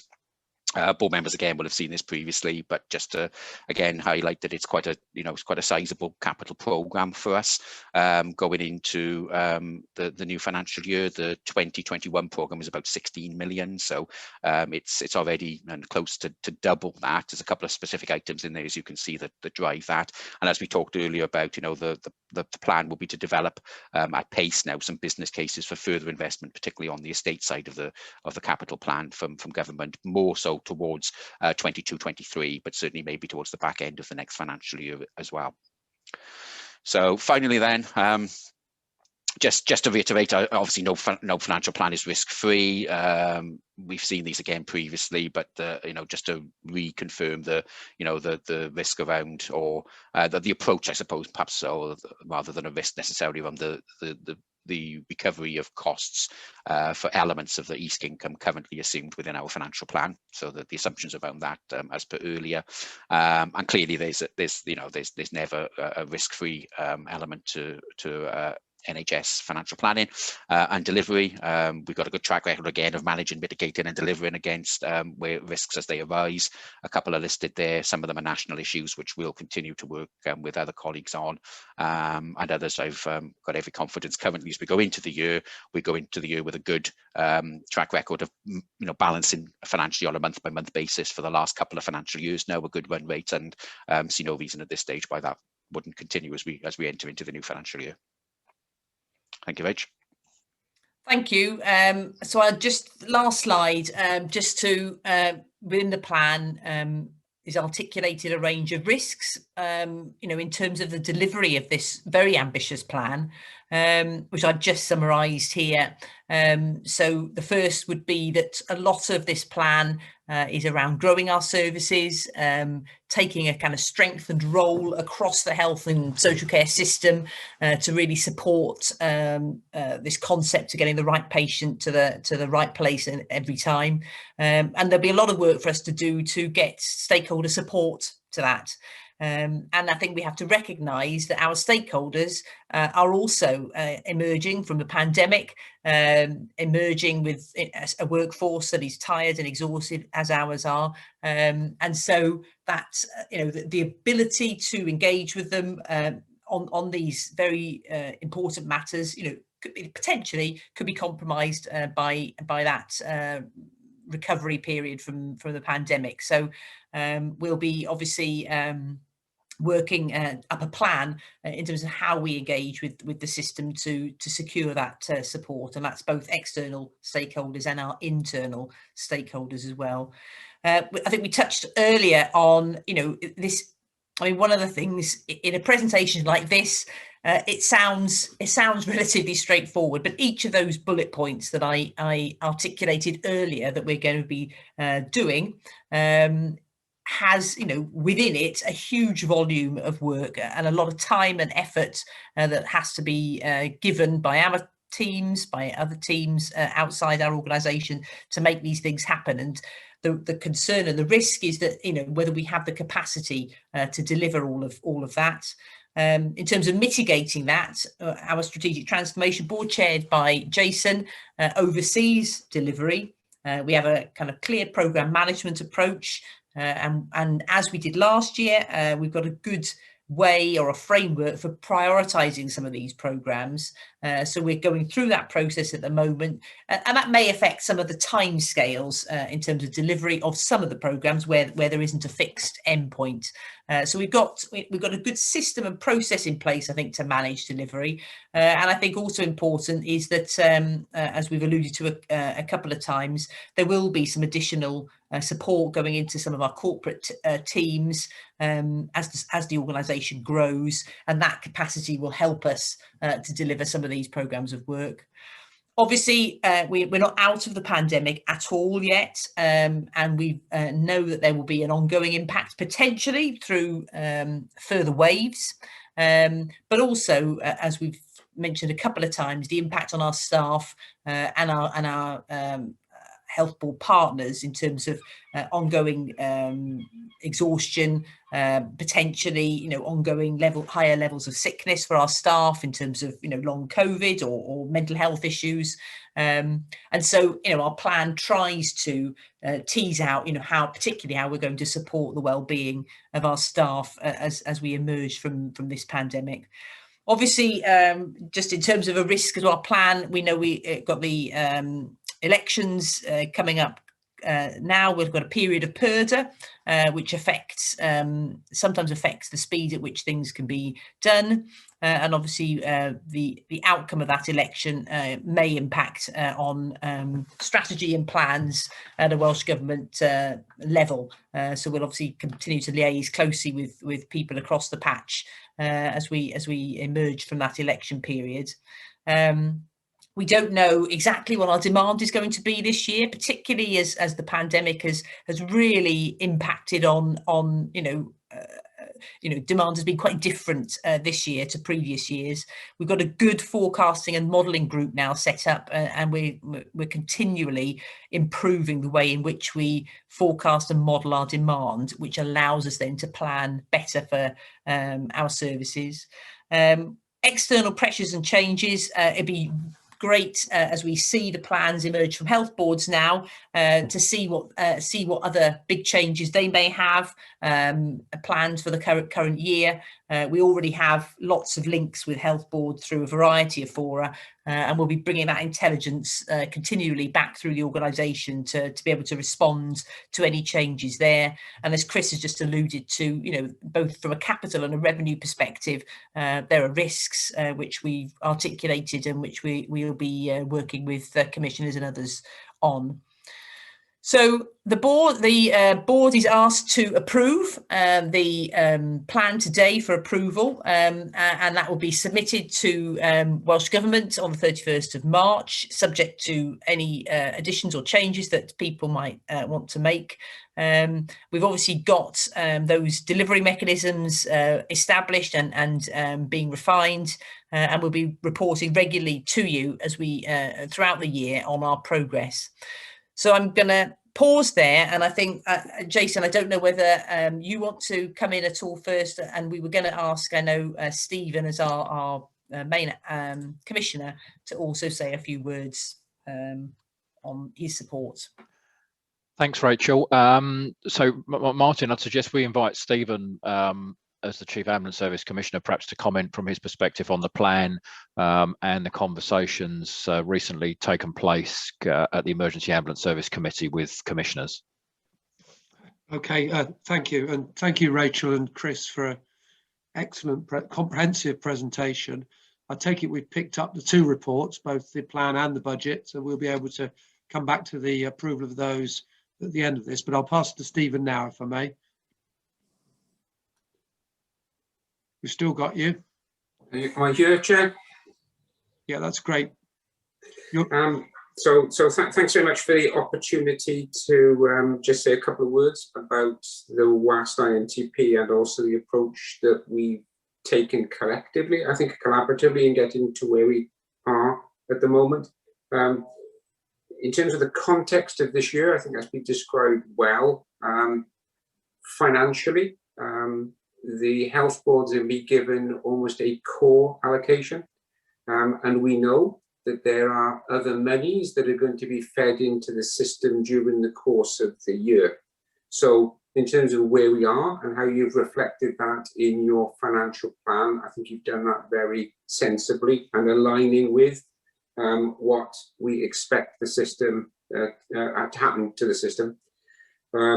Health boards, in terms of the core allocation they've had, have been able to then consolidate the year 1 of demanding capacity and then invest in year 2 of demanding capacity. By the end of that, will have then completed the relief gap, which I think is a really important milestone to make. What commissioners, health boards have also done is committed to a significant reduction in handover delays during the course of the year as well in the EASC INTP. I think we've had really constructive conversations with colleagues in WAST, and the process has gone well. It hasn't been without challenge because it would be not right to not have challenging but constructive conversations in terms of developing the plans, but that's gone well, I believe. There was a very supportive debate at EASC around the WAST plan. That conversation got into the whole system debate, which I think is important that it gets into that debate. Now that aligns with your strategic ambition and the design of a modern ambulance service for the future. I think it also allows us to get into working together when the system is in escalation. So in terms of your patient story, the whole system was clearly in a state of heightened escalation. That's the real test of the system in terms of how we work collaboratively there. So we're starting to get importantly into that space, I think. And the WAST INTP clearly reflects back all of the commissioning intentions. We're glad you found those helpful. Your plan is in 3 parts. As you've described, you've got your core ambulance service part. You've then got the 111 element of that, and there was an opportunity at EASC to discuss both the core element and the 111 element. And I've been working closely with Richard Bowen to make sure that there's alignment between the assumptions in both elements of that plan, and that we don't have duplication or you haven't assumed duplication and you haven't in your plan. So that's reassuring. And then the third element is around business cases. So what are the business cases that you're able to offer to the system, that the system wants you to make an offer? And I think the role of the urgent and emergency care board is going to be important in that, particularly around contact first and some of the wider pre-hospital urgent and emergency care initiative. So that's good, I think, in terms of your plan placing you in a good position to respond to those. As Chris said, the way we're treating the money at the moment is to say, don't stop doing what you're doing and we will recover costs for you. So minimizing any risk that you might have had in terms of expenditure. And then as other resources become available, then we take those through that business case route, either through EASC or the Urgent and Emergency Care Board, and then can release those resources to you to deliver the additionality that you've described in your plan. I think you're also right in describing this as a really important year for you. In terms of, Jason said it, I think, in terms of you're moving almost from a plan to modernise to putting some of that modernisation into practice. So it's a really important year for you, I think, in terms of taking that forward. I think you recognise that there are opportunities with the reset that we'll need to do as a consequence of coming out of the pandemic. And the system, politicians are really keen to make sure that we don't go back to as things were, but we're taking best advantage of the opportunities that we've had to start to try and transform some elements of the system. The key to that is pace, and that makes the plan challenging for you as an organisation in terms of delivery. You need to get the right support to enable you to move that forward. I think you've struck that balance appropriately in the plan that you've put together. The last thing I'd want to say, and I'm happy to pick up any questions, Chair, that anybody might have of me, is take this opportunity to publicly thank you, the board, and everybody in WAST in terms of the way that you have responded compassionately and professionally to the COVID pandemic. I think it's been a credit, the way you've gone about that has been a credit to your organisation and the professional staff that you employ. So it wouldn't be, I'm glad to use this public opportunity to express my thanks both as the Commissioner, but also on behalf of East. So I'll stop there, Chair, because I know we're running tight for time. Stephen, thank you for a very comprehensive, clear set of reflections on the plan, and also for your very gracious, kind thoughts about us as an organisation, but in particular our staff. That is much appreciated. So thank you, and also thanks for attending today. I'm conscious of time. I don't like to do this, but as a board, we've had a couple of sessions by way of workup for the plan and the associated finances. So we're all very much involved in its preparation. So I really want to just take comments by exception rather than go over all the parameters of the plan, which we've had ourselves quite an opportunity to digest previously. I think in honesty, it's probably as much about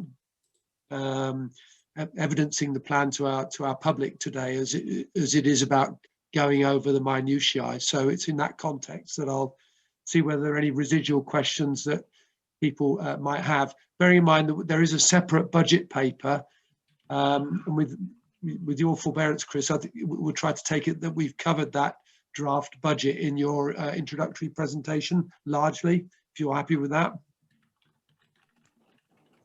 Thank you, Martin. Yes, more than happy. The only thing I would say very, very quickly, if I can, is I just wanted to sort of add my thanks to the team, because we've pulled the stops out to get a budget paper through as well. We normally would have done a financial plan in one board and had a couple of months to translate that into a detailed initial revenue budget for the board to approve. Obviously, things have run a bit later this year, so I wasn't sure, even at Finance Committee a couple of weeks ago, whether we would get a board, get to board for approval, as we would like, as we require to do so, and would absolutely want to try to do so from a good practice perspective, an initial revenue budget for board to approve. But we've managed to do that in line with and with the caveats and the assumptions that are built into the core financial plan as well. But yes, I'm happy to take the paper as read, and if board members are comfortable to approve it on that basis, more than happy to do so. Martin, thank you.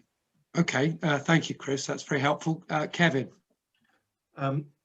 Thanks, Chair. I would just like to bring some assurance, perhaps to people that are looking in on the board today, to just explain that the board members, in particular the non-exec directors, have had sight of the various iterations of the journey that these papers have undertaken over the period of time they've been developing into these very cohesive and well articulated papers that we have before us today. So it's not been a short, sharp, one-off view for us of this. We've seen the evolution and we've seen the development as it's come along. So just as a way of just assuring more generally our audience today that we have certainly seen the nuts and bolts of this in its various iterations along the way. It's important that people don't simply take that from me, so that's very helpful endorsement of that perspective. I'll go from you to Paul, if I may. Thanks, Chair. Rachel, just bringing two items together, really. The patient story we heard earlier, which was really powerful, but also tucked away in the IMTP is around our digital strategy and video consultation. And I was just wondering how we can try to bring those two things together. I'm just mindful of Claire's comment, eyes on the patient. There are opportunities probably through our digital strategy to have that eyes on the patients, even if we have a delay. So I was just wondering if you or Andy had a thought about that. Thank you, Chair. Yeah, I mean, that is definitely, as you say, part of our plan. I can see Andy's just put on his video, so you're probably going to be doing a lot of the work in this space, aren't you, Andy? Yes, so thanks very much, Rachel. I think around video that we've got a number of platforms we could use relatively quickly. Some of it's more around the kind of the operational process flow we need to put in place, or the clinical safeguarding or supervision around use of that video, who's around when it's used. So we're just working through the different scenarios in which video might be helpful, such as on scene, and then we're going to feed those into the plan this year, because actually some of it we could be doing with things like Microsoft Teams relatively quickly. It's just making sure that we're doing it properly in terms of sort of the privacy and the data protection, etc. But yeah, it's certainly something that we're looking at for this year. That's great. Thanks, Andy. That's really helpful. Thank you. I think we go to Martin Turner and then Emrys. Thank you, Chairman. As Kevin said, we've seen the report in a number of iterations previously. It is a good report. We had a good presentation today, and it was very reassuring to hear Stephen Harry's comments on the report. My question is actually to Stephen, because I think the report we've got is very strong in terms of describing the drivers for change, if you like, why we're trying to do things differently. It's very clear on the impact on the service, you know, the cost of the service, the impact on staff, the impact on the use of technology. But one of the overriding issues is going to be the stakeholder support that was referred to both by Stephen and by Rachel. And one of the things, if there is a weakness in this report, it's understanding the impact on the other stakeholders and maybe on the patients directly. You know, what will this mean for the number of people going into hospitals? What will it mean for the number of people we'll treat at home that are currently going into hospitals, as an example of the impact? So my question to Stephen is, you know, do you think the report has got enough in it to persuade stakeholders to support the propositions that we're putting forward and that we think are the right ones at this time? That's an excellent, almost an exam question, that. So I'd be interested for Stephen's reflections if he's still with us. Yeah, I'm still here. Morning, Martin. I think it's all things in perspective, really, Martin. So I don't think anybody is doing that particularly well at the moment, and it's one of those holy grail issues that we have to work towards. I think two things I'd say by way of reflection on that. One is, I think your strengthening of your digital strategy is helpful, and the introduction of your electronic patient record system is going to be really important in that, because what will that will allow us to do is to start to join information back across the system. So we'll be able to look at what's happening to the patient across the whole system and start to get some of these trends that you were talking about. I think that is important. I think the other thing around the patient experience point is, I think we've been a bit technical in the way that we've looked at things. So we've counted quite a few things, and what we need to do is get that better balance between counting the right things and getting that balance in terms of outcome and patient experience. I think there's more work that we need to do on that. I think we are starting to make some progress. I think the good news is the whole system is waking up to that and wants to do it. And a national clinical framework has just been published by the Welsh Government, which I think encourages that and supports that. I think it's reasonable in terms of where we are on that. It's flagging up how we can. There are some opportunities for us to move forward on this.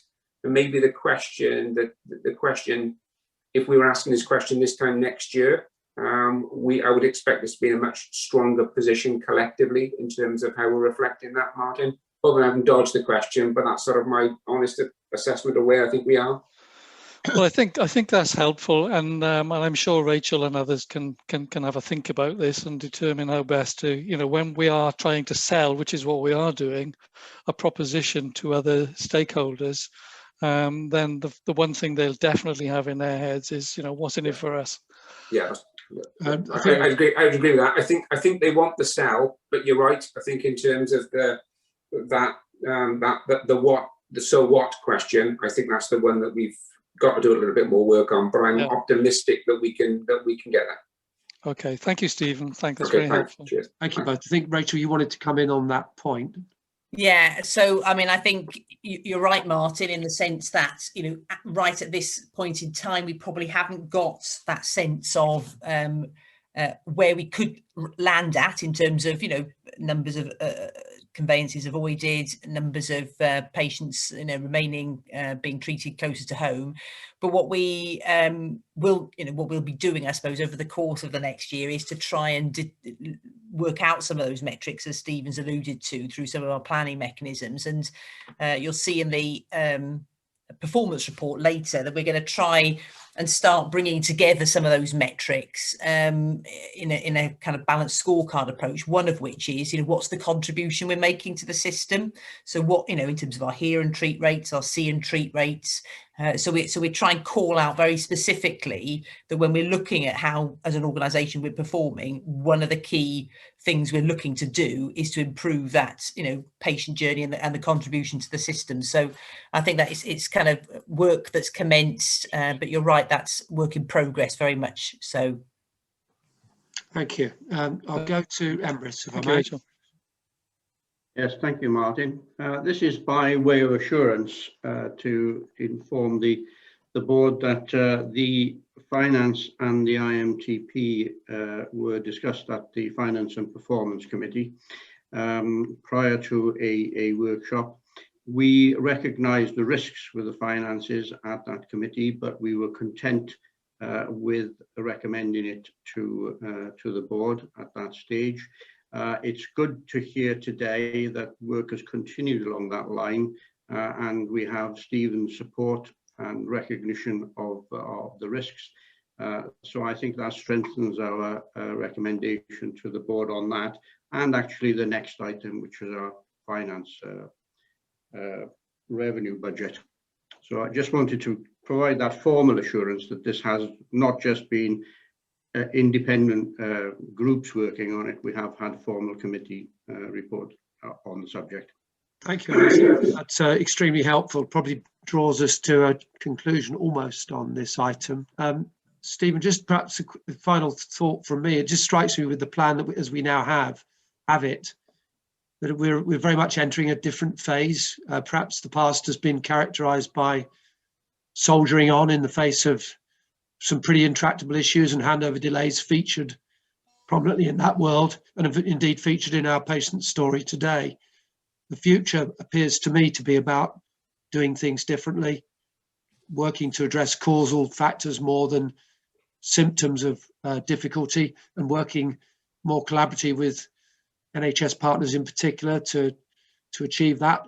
Would that be a fair capture, do you think, of where we're headed? Because we're not an island, we're not isolated, and if we simply can't improve working alone, it has to be done with colleagues. That seems to be to me the big theme of the future. I agree with that, Chair. I think that's absolutely right. I think there is an opportunity now to get to those causal points, as you were talking about, and an appetite to do that. So I think that's right. I think, as always, we have to make sure we're balancing the delivery of a robust, professional and appropriate core service, and then realising those opportunities. That's the trick that we're going to have to do here, trying to get that balance right. I think you've reflected that appropriately in your plan, but I think pace is going to be important in this as well. We don't want to miss the opportunity that's presented itself. I know we're all committed to do that, but I would agree with your assessment, Chair. Yes. Yeah, I mean, a particular point that came through, I think, on the back of the story was the issue of hospital not necessarily being the appropriate destination for everybody, and indeed there is opportunity to do things differently. That's come up a number of times in conversation, hasn't it?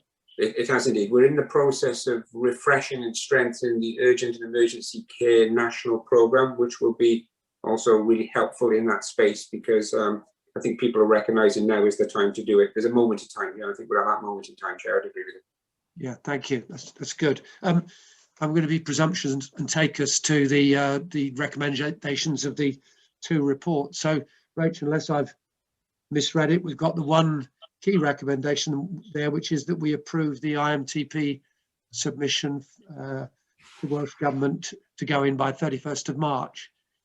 Yeah, okay. Are we happy to do that? Yes. Yes. Yeah. A few fervent nods and yeses. That's brilliant. Thank you.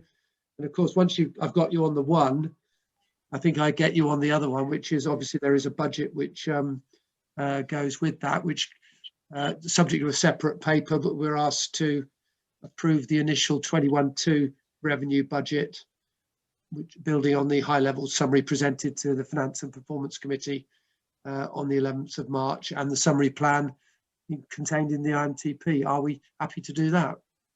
Yes. Okay, well, there we are. I think that's been a productive hour or so. Have we missed anything, Rachel, as far as you're concerned, Chris? The only thing I was just going to add, if I may, Martin, is to record my thanks to my team in particular for a huge effort in getting this over the line, but also to people across the organisation who, you know, from every corporate team who've supported phenomenally. So many thanks to them, to Alex and the team. You've stolen my words, actually. I was going to say thank you to yourself and your team, but also to Chris and his team for the huge effort in getting us to this point. And I suspect Jason wants to add something by way of postscript as well. Yeah, thanks, Martin. I'll associate myself with the thanks for the team internally, but I just want to take the opportunity, as Stephen doesn't come along to board that often, to publicly say thank you to Stephen for his support and for that of commissioners, because clearly without the investment that we've secured last year and this year, and we have plans for in the out years, we wouldn't be seeing the growth in our workforce that we are. We wouldn't be seeing the opportunities emerge for our people that come from that to grow and develop their skills, and we wouldn't be seeing the ability to change and improve the service that we offer to patients. So Stephen's support for our plans is absolutely critical, and I just want to say thank you to him, because without his support we wouldn't be able to make the changes and improvements to the organisation and therefore the service that we offer to the community. Absolutely endorse that, Jason. Productive relationship with our commissioner is crucial to success, and I think we're very fortunate to enjoy such a connection, and very much appreciative of the support that is evidenced today in this plan. So thank you, Stephen. We'll as time presses, we'll move on. As you can tell, we're running slightly behind schedule. I think what we'll do is take one more item before we break, which will be around 11:40.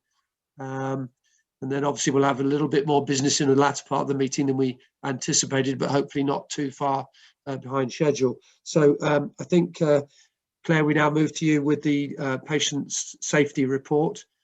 Stephen, thank you for coming along. You're very welcome to stay for the rest of proceedings or depart according to your wishes, but we appreciate you joining us. Chair, thank you. I don't mind. I'll exit stage left, and but thanks very much for inviting me. Good conversation. Thank you. Pleasure. Thank you. Over to you, Claire. Thank you, Chair. Thank you, everybody. So I'm delighted to be able to present the patient safety highlight report to Trust Board on this occasion, and the report on this occasion covers the period of January and February of this year.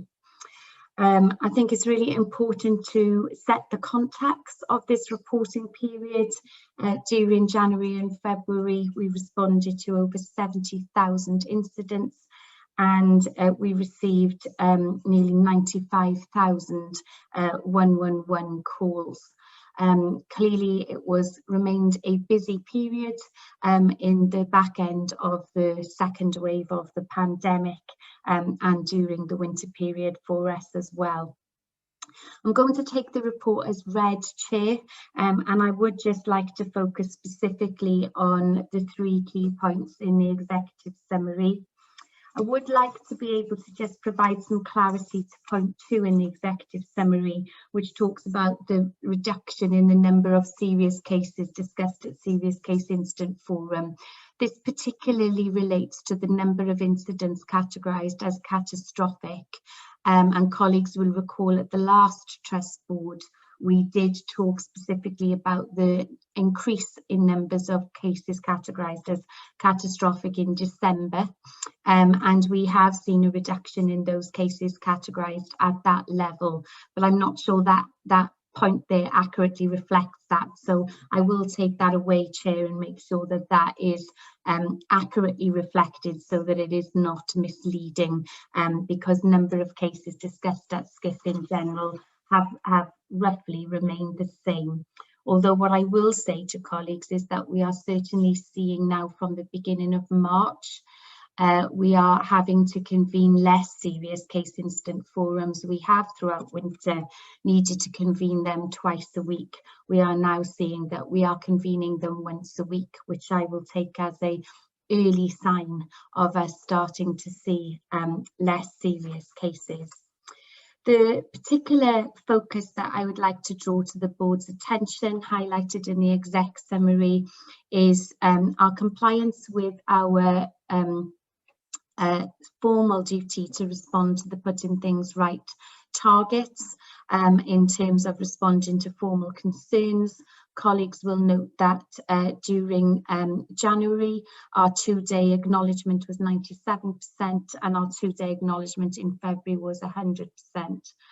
Our 30-day response target to formal concerns was 75% in January, and this dropped in February to 69%. And I would like to provide some assurance to Trust Board, as this is the first time for a number of months actually that we have seen our performance dip below the 75%.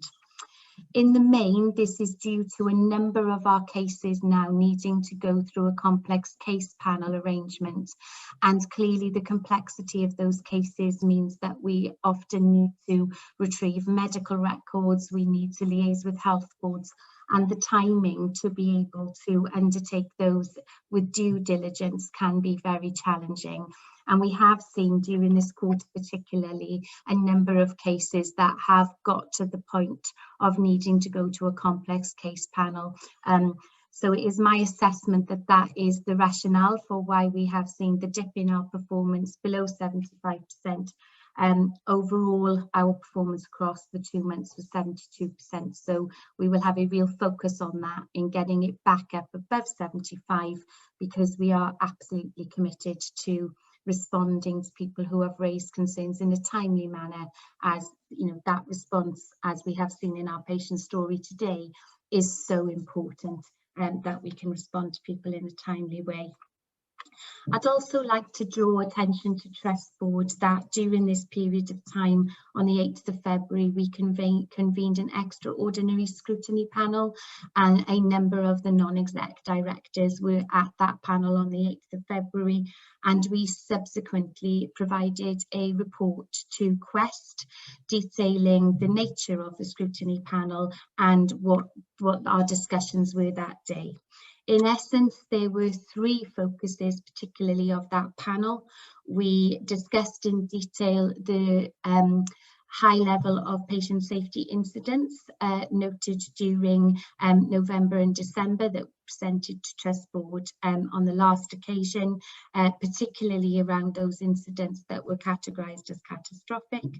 We took the panel through a individual case from North Wales, where we focused on the learning, both from the actual learning of the case and the improvements that we needed to enact, but also the manner in which we actually responded to the family, liaised with the family and dealt with that concern, and that generated a lot of discussion within the scrutiny panel that was again fed back to the Quest committee. And we also received a report from our clinical contact centre colleagues, a report that detailed the work that is being done around ineffective breathing, which is a piece of work that is nationally being addressed through all UK ambulance services, and talking about our learning and our benchmarking, and how we can improve that further, working with other UK ambulance services to learn from them and them from us. In terms of our serious case incident forum cases in this 2-month period, we've actually discussed a total of 72 cases. The vast majority of those have been categorised as patient safety incidents and investigated as such. 13 of those have been reported to the delivery unit as a serious incident and will be investigated under the serious incident framework. And 28 of those were passed to our health board colleagues under the Appendix B framework, and these are, colleagues will recall, the cases where we have identified that the root cause for our timeliness to respond would be the delay at ED sites in accessing secondary care. So that is really a summary of the report, Chair. I will take the rest of the report as read. In terms of the scrutiny panel, I would like to assure board there are a number of actions in that. The first one has been about ensuring that our future reports really highlight that while cases may have been highlighted as catastrophic, they are undergoing an investigation and the final disposition of that category has not been reached. And colleagues will note that that has been highlighted in this particular report. And the other very important action that we have taken away is that the patient safety team will now, along with colleagues across the organisation, be undertaking an aggregated review of all our serious cases over the winter period. As we did back in 2017-18, colleagues will recall that we undertook an aggregated review at that point in time. And when that review is completed, in order to be able to understand in much more detail the themes and the trends and the priorities for improvement, we will bring that back through the Quest Committee Chair and then formally report that up to board. So I hope that's given colleagues a bit of an overview into the detail in the report. As ever, I welcome any questions and will do my best to answer them.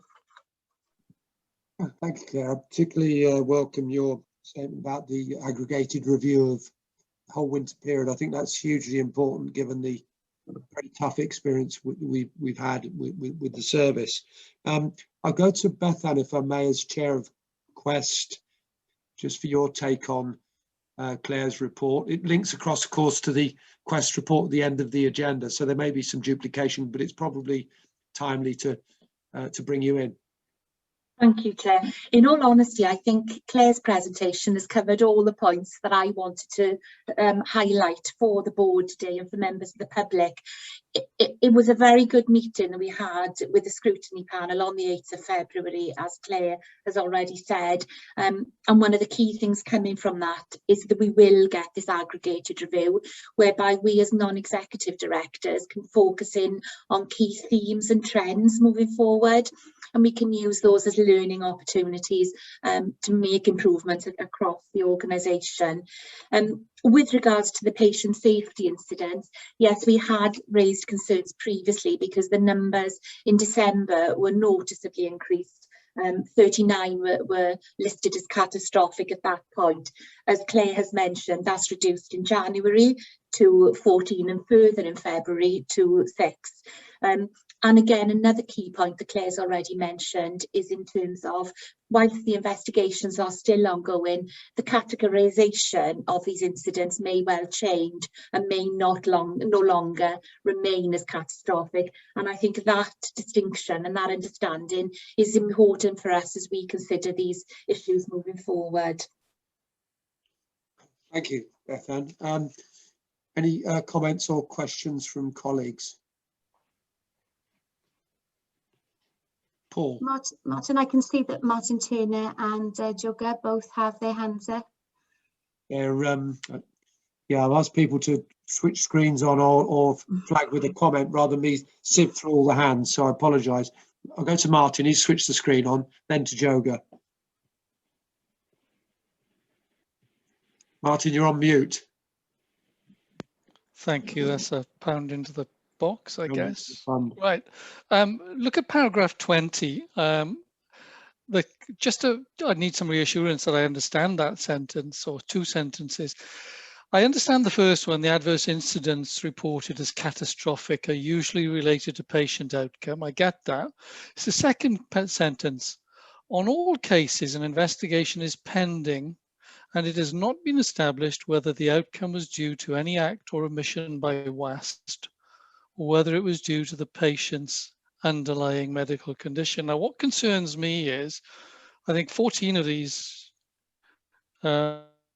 catastrophic events were in January, and it would concern me if we don't know the answer to that question about, effectively, did we do anything that we shouldn't have done, or was the catastrophe associated with the patient's underlying medical condition? Just to be reassured that we're not waiting for the outcome of a report before we change anything that maybe we've been doing inappropriately, Claire. Yeah, no, Martin, I completely understand your question there. So, you know, in terms of how we investigate the incidents, we will have an initial code in, and then we will undertake a full and thorough investigation into that case. That may or may not require us to do a joint investigation with the health board. It will depend on the circumstances. It does take, in some cases, a period of time to undertake a robust investigation. Just the investigation into the coding within the clinical contact centre is very, very detailed in terms of looking at the whole sequence of events. What I would say is that because we hold weekly serious case incident forums, if there is anything that comes out of that serious case incident forum where we identify an immediate action that needs to be taken, that is highlighted and that is taken forward. So, you know, we're not waiting for the end of an investigation if we can see that there is a very obvious immediate action that we need to take. And when the investigation reports, particularly for the serious incidents or for any formal concerns, come to me for quality assuring, very often when I look at the action plans, I can see that an early action happened almost immediately in most cases. Our patient safety learning and monitoring group monitors that very closely, and we will also be establishing now in April our clinical and quality governance group, and this will be a further umbrella of governance to be able to review that. But if there was an immediate action that needed to be taken, we would do that. We would not wait for the outcome of the investigation. But some of them do take a period of time to investigate thoroughly and to make sure that we have all of the detail there. And they can be very complex, actually, in the settings of which we work. That's a very good answer, Claire. Thank you. I take it from Martin's face disappearing that he's happy with that response. I'll go to Paul, if I may. Thanks, Chair. Hi, Claire. Just looking at the report on page 12, there's a table that shows the number of incidents in health board areas, and there's 2 for Cwmtaf, and it talks about spinal immobilization, but it hasn't got a root cause or further action column completed. Is that because it's still under investigation? As you say, they sometimes take a long time. It's just unusual. It's the only one that doesn't have comments in that section. Sorry, Paul, can you point that out to me again on page 12? Yeah. Right, okay, yes, I can see where you're at. So I'll bring in Andy and Brendan here because certainly this is all undertaken with the clinical reviews, but my assessment of that would be that we are still undertaking the investigation. But right. Brendan, Andy, I'm not sure if you can offer any further insight into that one particularly. Yes, I can, Claire. That is the case. Yes, it's still under investigation. That's why there's still work to be done in that. That's great. I assumed that, but it might be useful just to put that in the table so Cwmtaf residents can see that actually it's still under investigation. Thanks very much. That's a really good point, Paul, and I think it is, I've said this a few times, I think when we are presenting this report and discussing it, it's really, really important to remember that, you know, we are literally talking at the end of March about January and February. And there will be much in this report that has not been completed, that has not been finalised. But of course, the rationale for bringing the report in such a timely way to the Trust Board is to demonstrate that actually we are having sight of, in as timely way as we possibly can, themes, trends, identities for improvement, and what the board needs to be assured on. So there is always a balance with that, and it is quite difficult sometimes because it very naturally leads to more questions. And then of course I wonder, particularly with the aggregated review, if we can look at perhaps trying to close a little bit of those loops off, maybe in future reports. We can look at that and how we can mature it and perhaps make it more effective. That's great. Thanks, Claire. You've explained the point. Thank you. Thank you, Paul. There are no more questions. I think we'll go to the recommendation from the report. Thank you for your answers, Claire. They're very, very helpful, particularly that understanding of the investigation of catastrophic events where there's a very patient outcome is very poor. That's almost a neutral judgment initially, because the causal fact has to be established through investigation. And there's obviously that distinction between underlying medical condition and anything we might have done wrong, so to speak. And I think it's very important we appreciate that finesse of that judgment. So let's move to the recommendation, which is that we have discussed it, that we now received the report. Are we happy to do so? Yes. Yes. Well, thank you, colleagues. Okay. Yes. And thank you, Claire, for that report, which is hugely important and ties across very much to our patient story, of course. It's now 11:45, so I suggest we take a 10-minute break for a refresh. You wouldn't mind muting and switching cameras off, and we'll resume at 11:55. Needless to say, we'll need to crack on with some of the other reports. So I'll see you in 10 minutes, refreshed.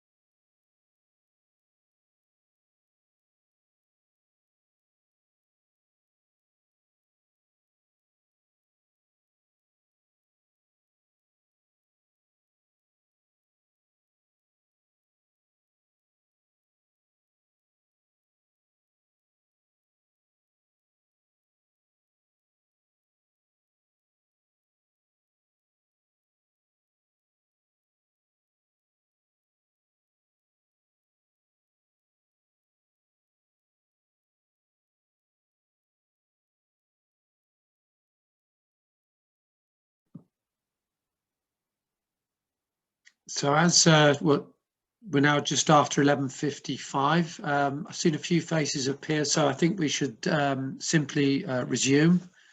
The next item on the agenda is our integrated performance report, which I think, Rachel, I'll ask you to present, assuming that you're back with us. Yes. You know what I'm going to say. We're pushed for time. I don't want to neglect any report, but I think it's probably a case of you pointing us at those things you feel that we need to cover off. And I can also pick up, I guess, from F&P on any comments that they may have had. Presumably that's been discussed at their session as well.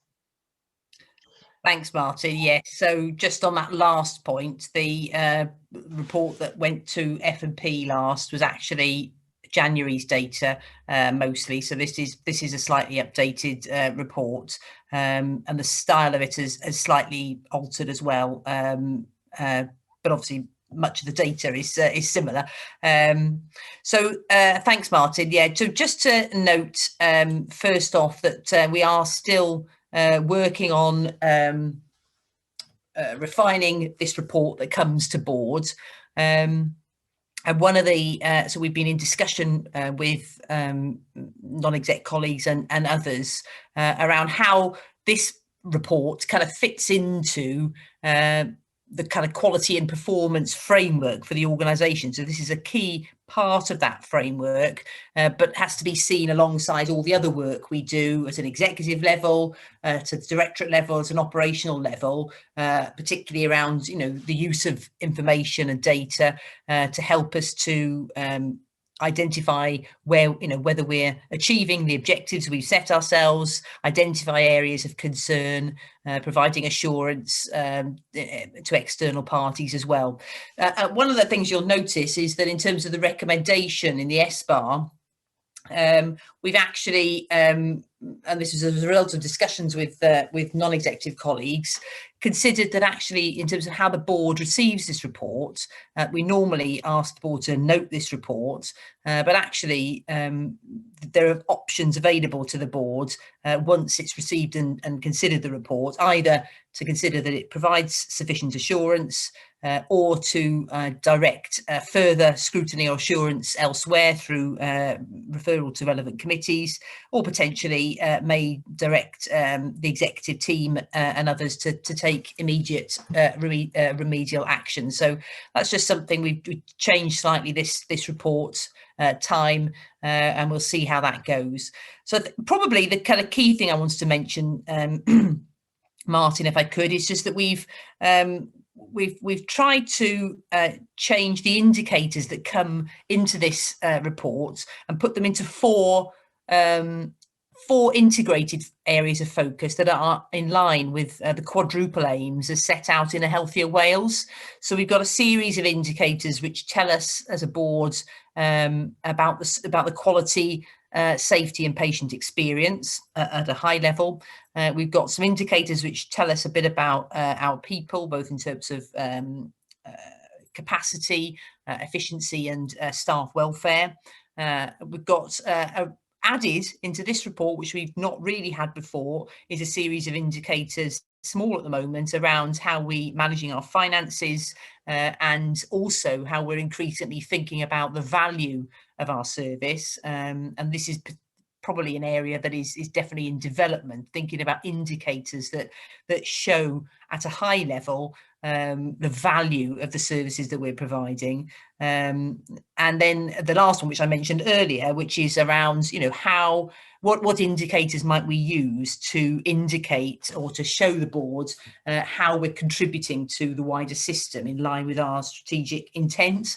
So it's a kind of slightly different set of indicators, and it's a slightly different way of presenting them, particularly in the slide pack. So you can see one slide which summarises those 28 indicators into those four quadrants. But as I mentioned, this is definitely work in progress, and it can't be seen in isolation, this report, from all the other work that we do to scrutinise information at other committees and at other levels in the organisation. So the accompanying SBAR as required, tries to in a relatively short number of pages, much shorter than we've had certainly for the last couple of reports to board, pull out some of those key issues arising from review of those indicators at this highest level. And I'll just pull out a couple. One, I think, is to note that in terms of our call answering times within the 111 service, that has been and does remain an issue for us. The month of February was good, so we had a lower than 5% abandonment rate for our 111 calls, but we do know that that there's a lot of variability in that by across the days of the week and across times of the day, and it's something that we absolutely need to remain focused on. And the good news there is that we're in the middle of a significant recruitment phase with an additional 86 call handlers actually coming into post in the next couple of months, and that is all designed to make sure that we're able to answer calls quickly and that abandonment rate stays low, because that's a key patient safety metric. We've touched already on, so I won't talk much about the ambulance response times, which are RAG rated as red for all the reasons that we've talked about in a number of the papers already today. But I will just pull out the fact that we've had our first forecast done for April, looking at what's likely to happen in terms of COVID, potentially what might happen to non-COVID demand, and a variety of other factors. And that initial forecast, which we're still working on, indicates that hopefully we would be able to achieve the red 8-minute target in April, but there are lots of assumptions in there. We've talked about SAIs and concerns response in details in Claire's report. In terms of the workforce measures, we're doing very well in terms of the number of hours that we're producing. So that's been a real success story, also kind of helped by people like the military working with us over the second wave of the pandemic. But we remain at high levels of abstraction in our emergency response service and high levels of overall sickness absence. And I think one of the things perhaps just to point out is that it is difficult to forecast how that will improve over the coming year, because it's difficult to say what the ongoing impact COVID will have on staff and volunteers. So I think I suppose perhaps just one other thing to raise from that first, that the SBAR and links to the point that Martin made earlier, which is around the system contribution. So clearly the indicators around how we are contributing to that shift left and getting patients seen earlier in the journey and in the right place and the right time. We're doing well in terms of our hear and treat rates, and we're also doing well in terms of our conveyance rates. But we know that there's, the actions within our plan are looking to improve those still further.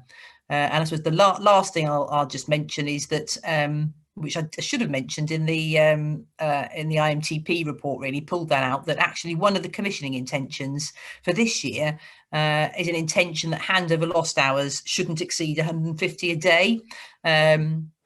And that is very positive that commissioners, including health board chief executives, have signed up to that intent, and we'll be working with them in many ways to support them where we can in achieving that. So we would be forecasting that should be an improving picture over the coming year. So thank you. Thank you. Well, for what it's worth for me, I think that's a really good, clear, concise front-end report that you've got there. So I hope colleagues feel the same, because you've drawn out a lot of salient points in very short order, and it gives us an idea what to look at, which I think it's a great step forward. So let's see what colleagues feel. Perhaps first go to Emrys as Chair of Finance and Performance, just for his perspective on things. It's an important part of the assurance process, and then I'll pick up Kevin and then I think Joga. Thanks, Martin. Yeah, so welcome this format of report. It's something that as Rachel has alluded to, we've been working on for some time. Some bedding in is required now in terms of getting to use it. I welcome the opportunities at this level to be able to ask for further assurance or further investigation as part of the recommendations. And also in the graphs themselves, there are some now indications of what happened at what particular time that affects our performance, which I think is very helpful in telling the story, rather than have to, every 2 or 3 months when a graph all of a sudden looks to have gone off, all of a sudden we've got to think back to what happened at that time. It's captured. So it starts to tell a picture, and I think this will be hugely beneficial going forward in terms of focusing what the key issues are that we as non-execs and the board need to focus on. So I welcome the developments, and thanks to Rachel and Hugh for sort of leading us through that so far, and let's see where we get to in its conclusion. In terms of the metrics themselves, obviously an improvement over January, which was not quite as bad as December, I suppose, in some respects, but still in the depths of winter, and we look forward to the improvements going forward. But as has been said before, we're not really in winter planning now. We are almost into yearly planning. And the graphs will evidence that going forward. So I'm happy to take any questions. Thank you, Emrys. I'll go to Kevin, then Joga. I think you're. Yep, thanks very much, Martin, and thanks, Rachel. Really slick, concise presentation, which is really always very helpful. I guess there are the two concerning areas, I guess, from my point of view, are sickness and how are we, going to manage and address what is has been a bit of a tricky problem anyway, compounded by the situation we're in now. So there's I appreciate there's a lot of staff welfare and that sort of stuff that plays into that, but that's something that I guess is in our own hands, or in the organization's own hands, to actually get to grips with. The second area of concern for me is the cumulative effect and the impact of handover lost hours and post-production lost hours. It strikes me that these two things are significant, and I just wonder, and more complex because of the partnerships and the relationships with other organizations that we need to enable the addressing of those areas. And I just wonder, do you get a sense of how these particular issues are going to be monitored, challenged, and where the accountability ultimately will be held? Can I ask Claire perhaps to come in on the sickness thing first, if that's all right, the sickness questions, and then the points about the lost hours, perhaps we'll pick that up afterwards. Okay. Yes, sure, Rachel, thank you. Yes, Kevin, I mean, when we last met at People and Culture Committee, you remember that we took a bit of a deep dive, didn't we, into the sickness position, and we'll continue to do that through the committee, I suspect, looking at the range of actions that the team are taking. I think there's a couple of things that strike me going forward, because I am confident that teams locally, both between our operations teams and our workforce teams, have got a good grip on this. They know where our long-term sickness cases are, for example, and are working through that. We are putting through our occupational health and wellbeing team, and with Dr. Catherine's support, far more resource, awareness raising and tools to support people with long COVID, because we know that that is an increasing problem for us. And we are seeing our sickness rates come down quite sharply. So the February rates are coming down, both long-term and short-term. So they are, starting to adjust as we see COVID in the community rates falling quite significantly. But we also know, and we need some discussion as an organisation, that there are some people who have been off work for some time who will have had treatment delayed access to scans and diagnostics delayed. And so we need to understand as a compassionate employer what our approach to that is going to be and how we're going to support those people going forward. So these are some of the active discussions that the teams are currently having out there locally and with individuals about what we can do now differently going forward as the system begins to reset itself and get back to hopefully some kind of normal. So it is one that will be, again, for another sort of, you know, more detailed discussion at our May People and Culture Committee, where we'll take another look at the number of staff, you know, who were shielding and what we're doing with those and how we're supporting them, and those who are off long-term sick as well. Yeah, and Paul, Chair of People and Culture, has put in the chat there about our conversation over and above long COVID with regard to mental health and supporting strategies there as well. So great, thanks, Claire. So I think it's back to you, Rachel, for the second part of the answer. Is that right? Yeah, so just Jason may want to come in as well on this. I mean, in terms of hospital delays, as we know, this has been a subject, hasn't it, of board focus for many months and years, really, and isn't something that we are totally in control of. I think exactly, because it's now a commissioning intention that all the chief executives, you know, collaboratively have signed up to, they will be almost holding themselves to account through EASC, because and Stephen as the CASC will, has committed, I think, to put in place, you know, programs of work with them to address these issues. We continue to work with individual health boards where there are issues. We're joining in improvement programs, you know, collaboratively with health board colleagues. So we're going to do everything we can. But I mean, ultimately, that isn't an area that we are able to completely change ourselves. In terms of post-production lost hours, obviously this is something we've been discussing with colleagues more recently. We've committed in the IMTP to working on this issue, recognising that it's not easy. It's something that we'll be doing very much in partnership with trade union colleagues, but we know that our commissioners are keen for us, you know, to kind of push forward on this area of work too. So I don't think there can be any doubt that there's a priority around this work, but that is going to be probably one of the more, you know, difficult areas to manage through the year. More challenging. Challenging, yeah. Yeah. Thank you, Rachel. Thank you.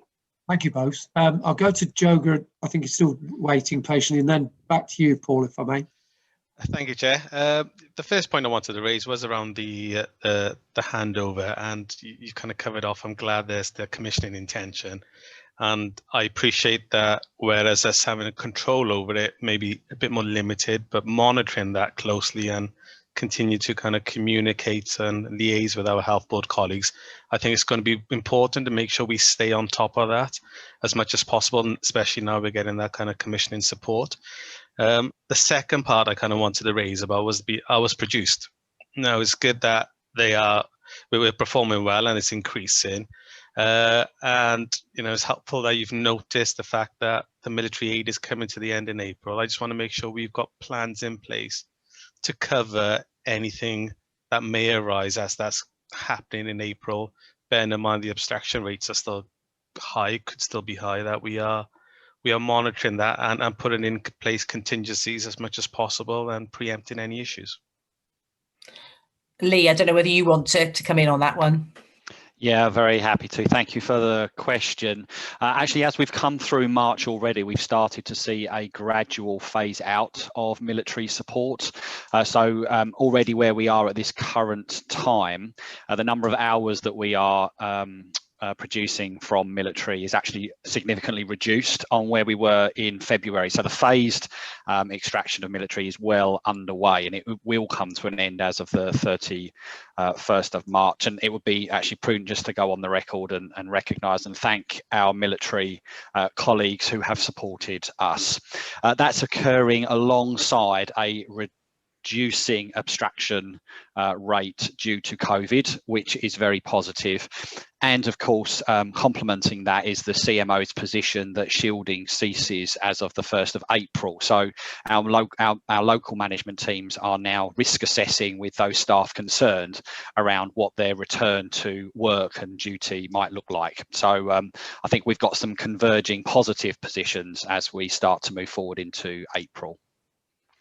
Thanks, Lee. Thanks, Chair. Thanks, Rachel. Paul, over to you.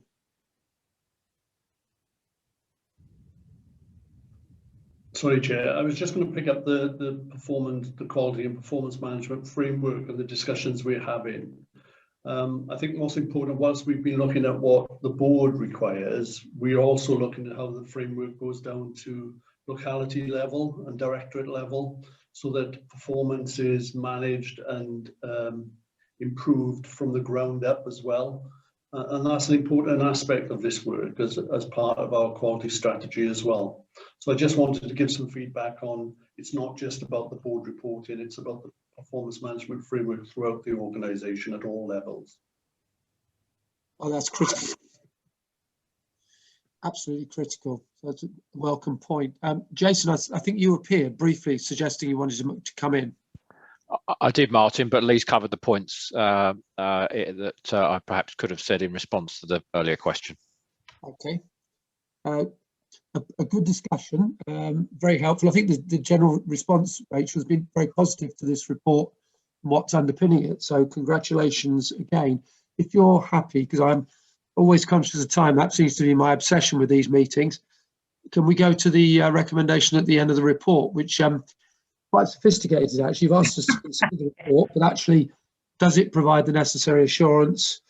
Do we need more information or further assurance? And are we seeking further remedial actions? You posed those questions. Are you happy, board colleagues, to receive the report on the basis we've covered off those three bases? Yeah. Yes. Okay. Yeah. Good. I think it's a lot to build from there, Rachel, with the new style of reporting. And I know you and I are talking further about this tomorrow, so look forward to that discussion. And you know, it's all good and moving forward. We've got a challenge ahead of us. I don't want to go beyond 1 o'clock if I can at all avoid it, because it's a kind of psychological barrier almost. And I know people have got commitments this afternoon, so I'm going to try and get you quickly through the next 3 items without offending anybody. So, Chris, we go across to month 11 finances, bearing in mind, I guess, Finance and Performance Committee have had a good run at this. Thank you, Chair. Yes, Finance Performance Committee received a presentation of the month 11 financial position, not the detailed report because of timing differences in terms of the meetings and when that was available. But I wasn't going to add much to what's already in the paper, given where we are in the financial year, six days of the financial year to go.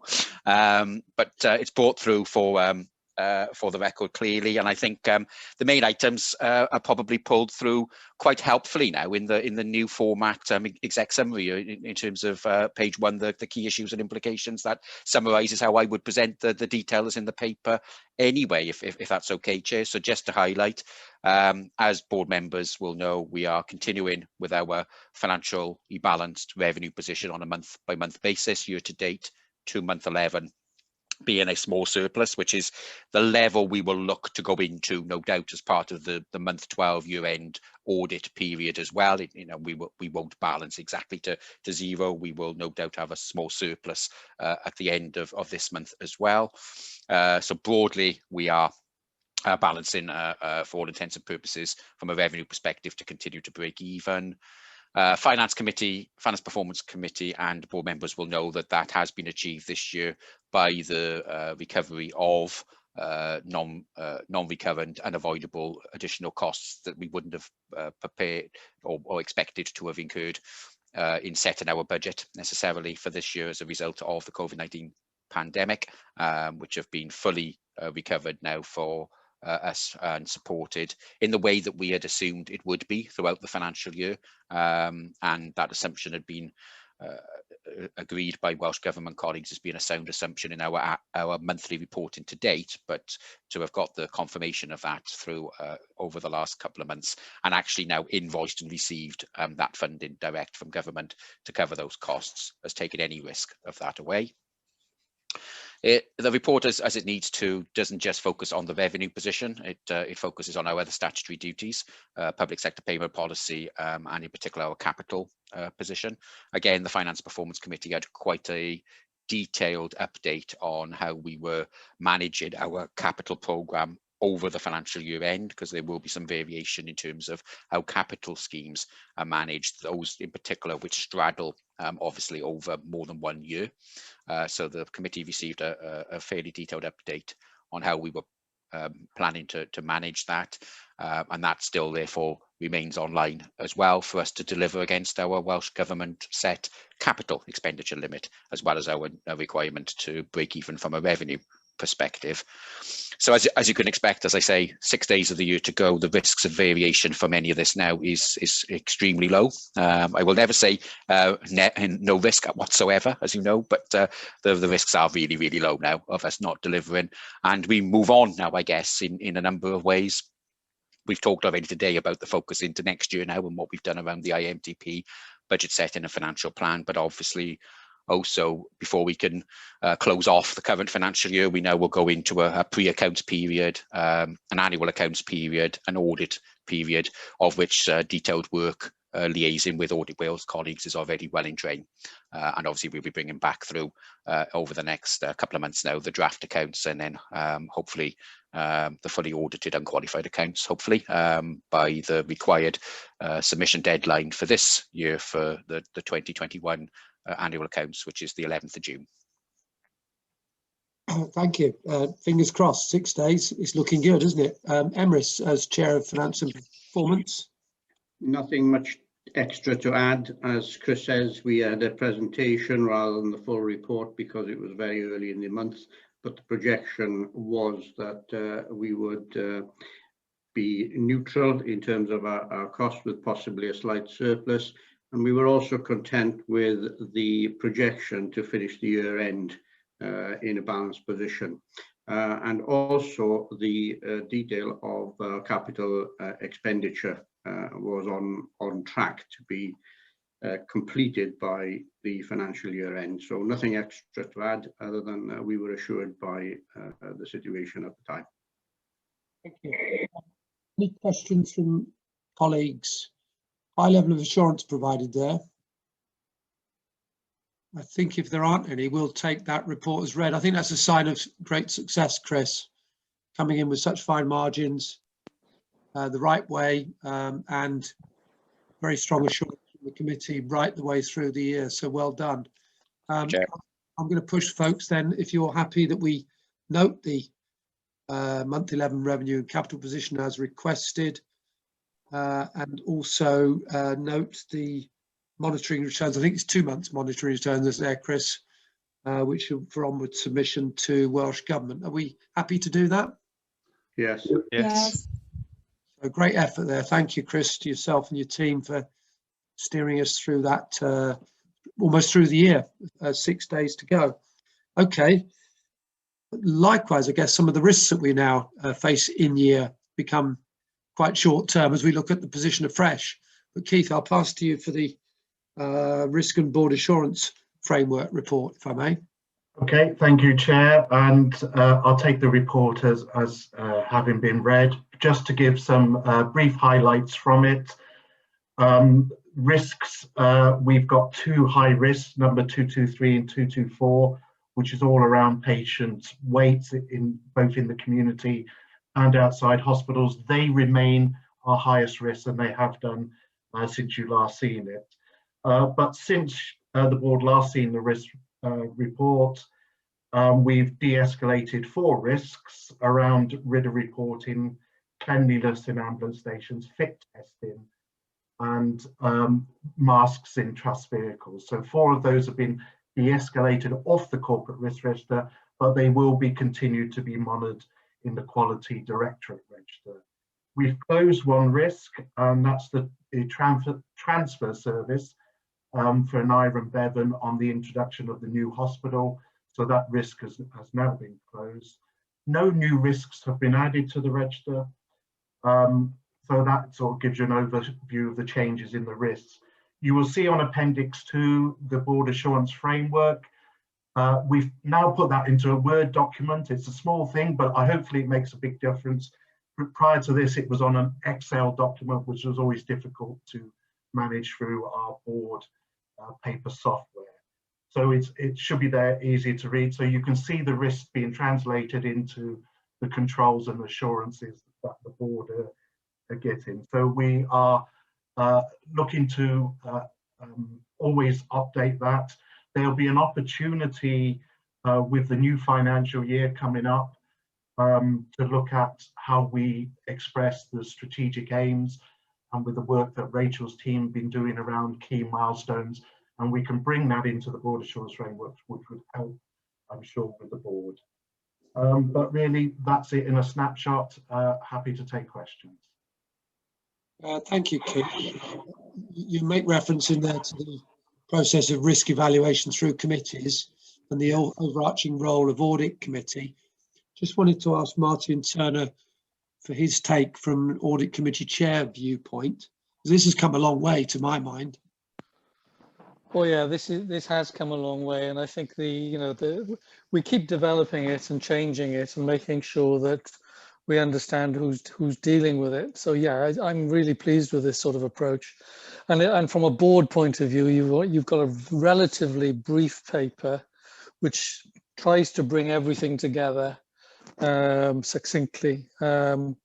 And I find that very, not reassuring is the wrong word, because sometimes it doesn't do that, but it does give you the highlights that our executive team and board are concentrating on. So yeah, it's good. Thank you. And my take on it is, as a prompt, in case people do have comment, is that it's triangulating what we've heard through the course of this meeting, the very risks that we've been being highlighted here. I mean, it begs a question about whether the report should perhaps be the agenda in a way. The risks that you highlight, Keith, are featured spontaneously throughout discussion. There are no surprises, nor should there be, if we're doing the right thing. We haven't necessarily solved those issues, but we know what we've got to go at. Would that be a fair summary from your viewpoint? Yes, I agree. And some of the earlier conversations were talking about the very risks that you see and the delays outside the hospitals and in the community are examples of that in previous items. We do a lot to make sure that the risks are live and current. And as I always said, we inherited a really good system from Claire Roach's team, but they are regularly reviewed by our senior management team. They now go to committee. All the committees receive all the risks that are relevant to the portfolio of that committee. And of course, the EMT keep an eye on the risks too. So there's a lot of work goes on behind the scenes to make sure they're current and up to date. And that's important. Yeah, good. I'm not going to create a discussion if there isn't one, if people are comfortable with what's presented. I was going to suggest that we actually look at the recommendation. So are people happy that, sorry, Estelle, did you want to come in on this?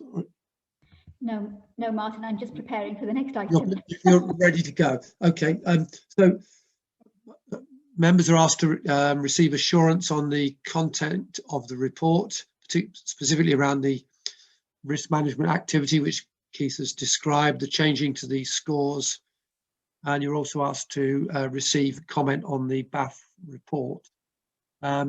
So I'm going to push you and ask you to take the assurance offered if you're happy to do so. Yes, thank you. Yes. Really come on a long way, Keith. So congratulations to you and your team for that. Good. Okay, so that's rapid business done. Lastly, but by no means least, Estelle, you're going to try and close Brexit, which is a monumental ask. It is. Hopefully not for us. Thanks, Martin. So first of all, apologies that I don't have my corporate backdrop on. I'm having to use my home machine this morning because of some little local difficulty with the IT. So yes, this is what I've described as the closure report for the UK's withdrawal from the European Union. Board colleagues will know that we have received a number of reports since 2016 on preparations for the UK leaving the European Union and subsequently the transition period and leaving the European single market. In the interests of completeness, I just wanted to bring this report through because obviously we left the European single market, the final element of the Brexit process in terms of the formal bits, albeit that there's quite a lot to still unwind, as I'm sure we're all aware. That happened on the 31st of December. So this report is self-explanatory. I won't labour it. It's very short. The impact for us has been fairly minimal. Workforce-wise, we don't have huge numbers of EU nationals who work for us, unlike some of our health board colleagues. So some of those workforce issues have been less apparent. What ironically was helpful, given the various delays in the Brexit process that we'll all remember, although it seems like ancient history now, given where we've been in the last year, that planning we did repeatedly over about an 18-month period supported us extensively in the pandemic in terms of being prepared with some elements of our supplies, etc., because we were holding them for Brexit in the event of a problem rather than the pandemic, which of course unfolded. But it wasn't unhelpful. Of course, we've gone through this during the pandemic year too. So there have been a number of individuals, notably our head of resilience, Chris Sims, and the internal team that Chris has led in terms of Brexit planning, who've been juggling both this issue and their pandemic responsibilities. So on a personal level, and I'm sure on behalf of the board, we'd like to thank everybody who's kept the wheels turning, quite literally, in terms of both Brexit preparations and through the pandemic. My intention now, Martin, is we are still currently reporting, or at least we were at the point of writing this report, reporting into Welsh Government on a weekly basis, but not in the way we had been originally, just light touch. The Brexit SRO group that I sit on, which takes senior leaders from across NHS Wales, is now likely to be stood down. That discussion is now happening. And obviously, if anything pops up, then that will be reinstigated. But it's just a watching brief at this stage. I'm not anticipating, unless there's anything that board needs to be mindful of bringing another paper through to board on this matter. So this now constitutes the closure report, as I say, unless something unforeseen pops up. So I leave it there. I'm very happy to take questions, Martin. Pause there for any comments or questions. If not, we'll go to recommendations. It's nice to be able to draw an issue effectively to close. Let's go to recommendations then. So we're asked to note the content of the report, which I hope you're happy to do. Yes. Yes. Okay. Note that no further reports are scheduled because this effectively draws them out. Okay, yeah. Thank you. Importantly, I think, as Estelle has said, record our thanks to our head of resilience and the wider Brexit planning group for keeping tabs on this complex issue for a protracted period, particularly during the pandemic. So a thank you to them, and also to you, Estelle, for your efforts in tracking this, because although it's been relatively low profile in terms of its impact, it might not have been the case. It was a necessary precautionary activity. So thank you for those collective efforts. Okay, I think then that concludes the kind of formal reporting part of the agenda. If I've got my order right, I think, Estelle, you remain on your feet for the next part of the proceedings, where we endeavour to take questions that we've either received in advance or in the course of the meeting. I have had an email which is a kind of summary of questions so far, which may not be entirely up to date, but I assume you've got the picture as well. We seem to have a mixture of public and staff questions, but quite a number of the staff questions have a public slant. So I'm wondering whether we do our best to answer those that have got that patient public angle on them where we can, and anything that's very much about internal staff matters, we perhaps consider pushing it across into our WAS Live session, which is coming up next week, I think. Yes, Chair, that's right. So thank you for that. Apologies if I'm looking away from my screen, because now I'm trying to operate two screens.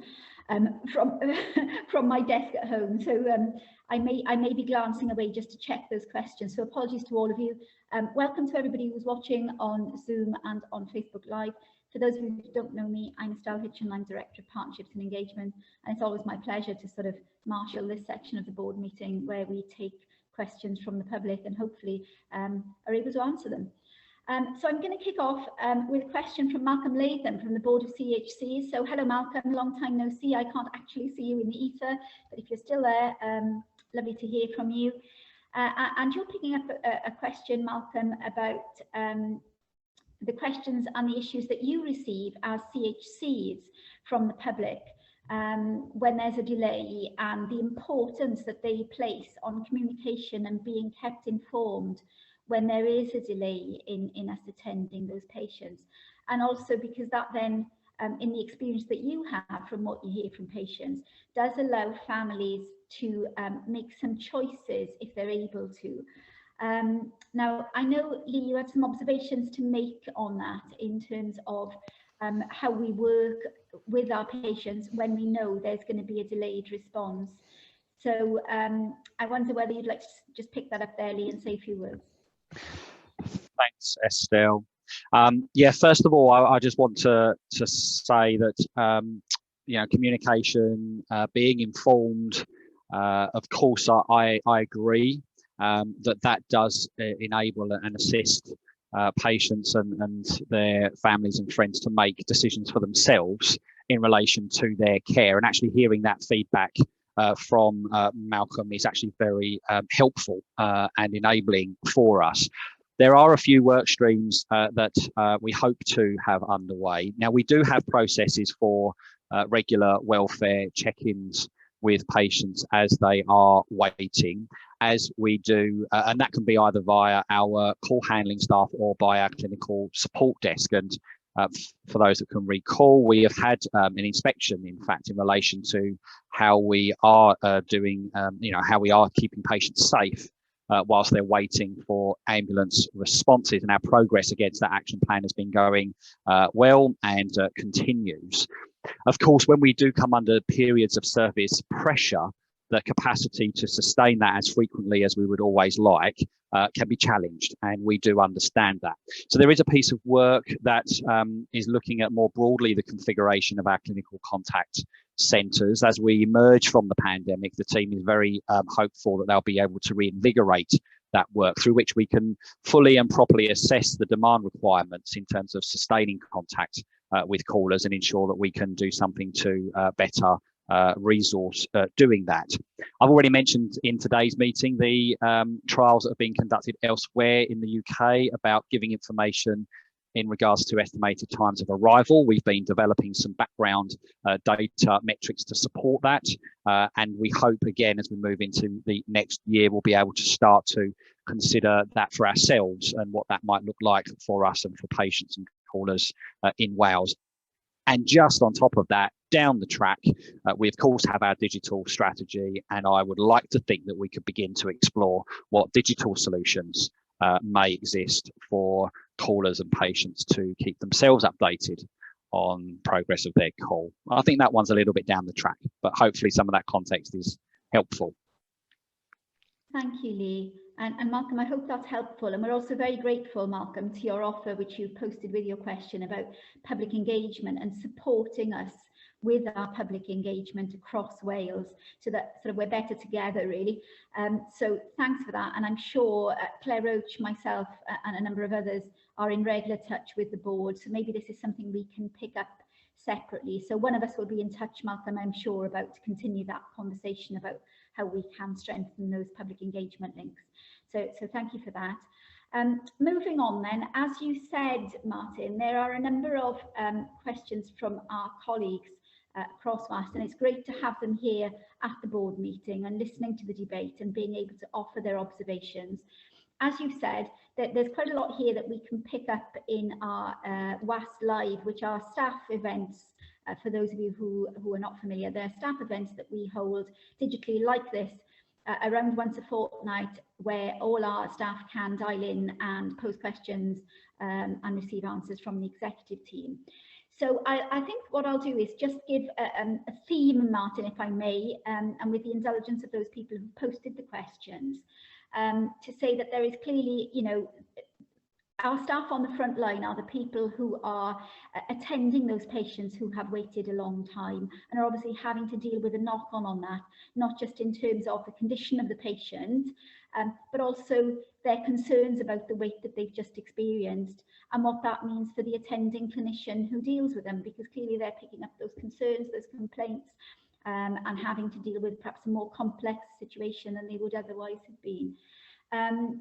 So I think if I could come perhaps to both Lee and to Andy to give some reassurance around what we are doing in terms, just to reassure our colleagues, what we are doing in terms of trying to minimise those delays for patients, which obviously have a knock-on staff.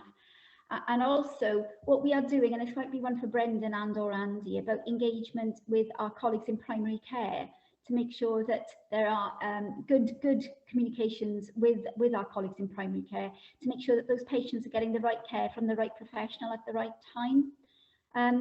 So Lee, sorry to put you back on the spot there and bring you back in, but perhaps you can say a little about what we're trying to do across the piece to minimise our delays in going to patients, recognising this is quite a regular topic that we deal with. Yeah, thanks, Estelle. I think your last comment there was spot on. We've already talked quite a lot today, haven't we, throughout board about the impacts of delays, as well as now some of the challenges that we face to ensure that we sustain the capacity of our existing workforce, and not to mention realising the benefits that are yet to come with the demand and capacity review, and hearing from our Commissioner today commitments around year 2, and then the outlook for that, of course, really encouraging. In terms of the sort of the live picture, the operational delivery unit is absolutely stepping into its own, and our escalation of system capacity issues is absolutely very live and continual throughout the opening hours of the ODU, and we'll be looking forward next year to being able to increase that even further to give us greater coverage. Not to mention all of the work streams. Again, I've mentioned the inspection that we had last year in relation to how we keep patients safe, and all the actions that are moving through in relation to that work stream. So there is an awful lot that's going on in this space, and I think I just risk rehearsing quite a lot of today's meeting. Thanks, Lee. Brendan, is there anything you want to mention about the work we're doing with GPs in primary care, or is that going to be you, Andy? I can see you've appeared on my screen. Just to talk about, you know, making sure that patients see the right professional at the right time, and the links that we have, growing links with our primary care colleagues. Yeah, I can start that, Estelle. Maybe Andy want to contribute, but we have worked very closely with GP colleagues, so we've undertaken visits and made presentations at all of the local medical committees across Wales, as well as linking in with the British Medical Association as required. We've also had representation all the way through on the primary care urgent care programme, and we recently presented, Andy and myself, at the Welsh Medical Committee. And that was primarily around the relationship between the ambulance service and primary care, including the advanced paramedic practitioner rotational model and the opportunities to expand that.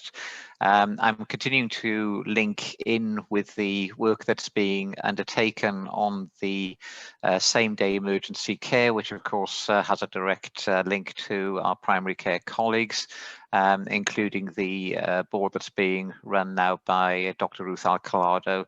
And so we are maintaining that relationship. And when we do get incidents where patients have perhaps access the services in a way that might not have been most advantageous to them, and there could have been a relationship with primary care. I do follow that up with GP colleagues on an individual basis when we get to hear of them. So there's lots of work being undertaken in that area by myself and other members of the Clinical Directorate. Thanks, Brendan. Andy, anything you want to add to that?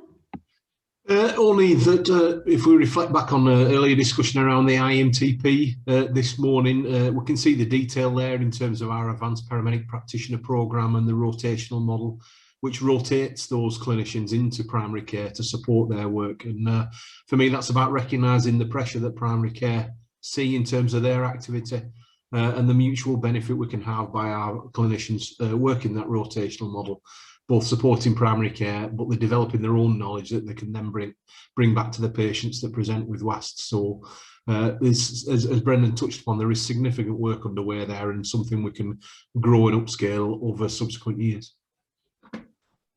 Thanks, Andy. I know Claire did comment earlier on the work of the full response model and how that's now starting a number of our long waiters, as we heard in this morning's story of the McTaggarts, are people who have fallen, unfortunately. Claire, I can see you've come onto camera. Do you want to say any more about that at this stage? Not really, Estelle, other than just to reiterate the point that the falls response model and the falls framework, now that it is, the model has been in place for a little while, we'll be reflecting on that and looking at how we can mature and build on it, both what we can do internally and what we can do in partnership, both with actually health board colleagues and other organisations, and looking for some creative partnerships. So I'm sure there will be more to come on that I will bring back through to committee and trust board in the future. Thank you, Claire. Now, Martin, unless I'm mistaken, unless you feel I haven't adequately covered those issues, that is about it today in terms of questions from the public, unless anybody wants to post anything last minute. I'm looking for my team to tell me I've got that wrong. But I understand I've obviously we've taken a bit of a broad brush approach to our staff comments, but that's simply because we know we can pick those up next week in our last live, as we've said, and those comments have been made. We will take those actively into the WAST live, so if colleagues are not able to join that conversation next week, we will still ensure those issues are aired. Yeah, I think you're right, Estelle. The schedule of questions I've got you covered. I think it is important that we continue that dialogue, because I think they're really strong points about the impact of staff experiencing directly patients who've waited a long time, frustrated and so on, and in difficulty, and having to deal with that. And the other issue about people using our service who might be best attended to elsewhere, which is a pretty fundamental point. And Brendan's provided some assurance on that. I think we've got to keep on at this subject because it's so fundamental, isn't it? So if we can spare some time with Jason's forbearance through WAST Live to develop our thinking, then all well and good. So thank you. I think we're in a position to move on, aren't we? Thanks, Martin. Yeah, so thanks everybody who posted a question, and hope that short session was helpful.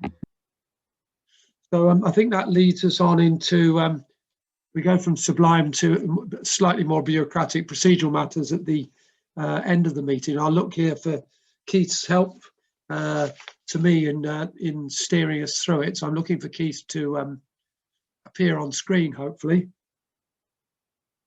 There's a dramatic pause. Have I lost Keith? Okay. Sorry, Martin, I had trouble coming off mute then. Don't worry. Before we go in, I think this is probably the best point to mention it, which is that yesterday we had a closed board session where we took some items that obviously we didn't discuss today in public. I think for the record, as chair, it's incumbent upon me just to briefly summarise the subjects that we covered yesterday without any detail. They were taken in a closed session for good reason. Those reasons are associated normally with patient confidentiality or sensitivity, or something that may be of commercial sensitivity. And I was satisfied that the business we did yesterday in closed board was in that territory. So we considered 2 high value patient claims. Obviously they were highly sensitive, but we needed to do that as a board. We also considered the appointment of a third party to follow through on the implementation of the demand and capacity review. That was a financial value commitment, was within the board's approval limits only, and again was commercially sensitive. And then lastly, we considered the strategic outline plans for the estate and for our fleet going forward. Those reports did contain some financially sensitive information, but I think there's a commitment, and Chris can correct me if I'm wrong, that we will, to a future board meeting, bring forward the salient content of those 2 plans because they are of public interest. Yes, Martin, absolutely. As you say, we had to consider them yesterday in closed session because they included some sort of significant detail in terms of financial values for items that we're going to be progressing business cases for via government, and no doubt entering the market to tender for some of the work at some point in the future. But absolutely, there's also a very good need and requirement for a public-facing version of, in particular, the estates one. I think the fleet one as well, maybe to a lesser degree, but certainly the estates refresh of our 10-year strategic program, which I was really pleased that the board supported yesterday, that will now be drafted by the teams, and we'll agree the governance routes about how best to bring that back through and communicate the detail as much as we can of that wider as soon as we can. Thank you, Chris. Keith, I'll pass to you then for the formal piece on the procedural matters, if I may, and you can pull me in as you need me. Is that fair? You're on mute, I'm afraid. I just realised that, yes, thank you. So that's absolutely fine.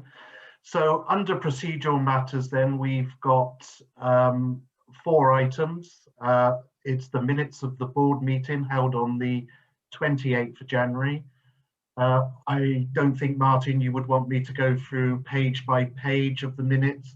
So I think if we just put out, is there any amendments to those minutes? I believe they've done the rounds. Okay, I will assume not then. Oh, sorry, did I hear something? No amendments from my perspective. Thanks, Keith. Okay, thanks, Paul. Okay, second item on procedural matters is the action log. And for the first time for a very long time, we don't have any outstanding actions. So there's no actions to report or update at this meeting. The third item is the trust seal. We're required in standing orders to report to the board every time we use the trust seal, and it's been used on 2 occasions since the board last met, and that was to update leases. And in fact, in most cases, the seal is only used for leases. So it's been used twice, and details are in the paper. And the final item is the board committee terms of reference.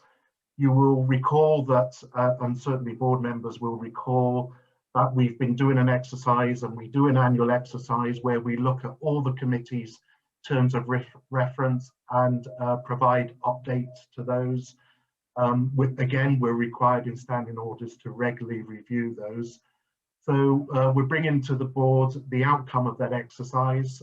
You will see in the papers the terms of reference with track changes, and we've left the track changes so board members can easily see what we've updated. There are a couple of issues that we still wanted to bottom out, but we're asking the board to approve these terms of reference here today. As I say, there's a couple of items we would want to bottom out, which we hope to do through the chair's working group. In particular, I know with the People and Culture Committee, we need to have a reference to the partnership group, and we're looking at making sure we add that. But there's nothing outstanding that would stop the committees operating in the way that they should. So we're looking for board to accept that and approve those terms of reference today. I think that's... So I'll just interject there, Keith, just to make sure colleagues are happy to agree those terms of reference. Yeah. Yes, thank you. Well done. Good effort there. Important. Okay, Keith, sorry, back to you. Okay, I think that concludes the procedural matters. Only to add that, again, board members will be aware that we've taken 2 chairs' actions in the last few weeks. Unfortunately, the minutes of those chairs' action didn't make it in time to be included in this board paper. The 2 chairs' action, one was held on the 24th of February and related to some additional accommodation in the Cwmbran area. And the second one was held on the 12th of March, relating to the extension of the DigiPen contract by a further 12 months. But a full record of those 2 decisions will come to the next board meeting for ratification. Okay, thank you. Hand back to me then, I guess. So we've got then the East minutes, which, well, we don't approve those, but they're there for information.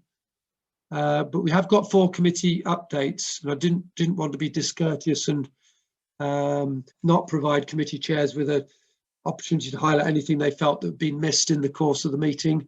There's an S-bar for each of the committees. So I'll begin with you, Paul, with the report from People and Culture, which is pretty comprehensive. Yes, thank you, Chair. Just to bring out a couple of issues. One, we noted the significant progress around the vaccination programme, and Lee gave us an update on the Operations Directorate, which was very helpful. We also looked at the staff survey results that came back from our staff who participated, and there was particular actions that we wanted to keep an eye on through the committee, particularly around bullying, harassment, those sorts of issues. So we've asked that the action plans that have been developed come back through the committee on a regular basis to ensure some progress is made.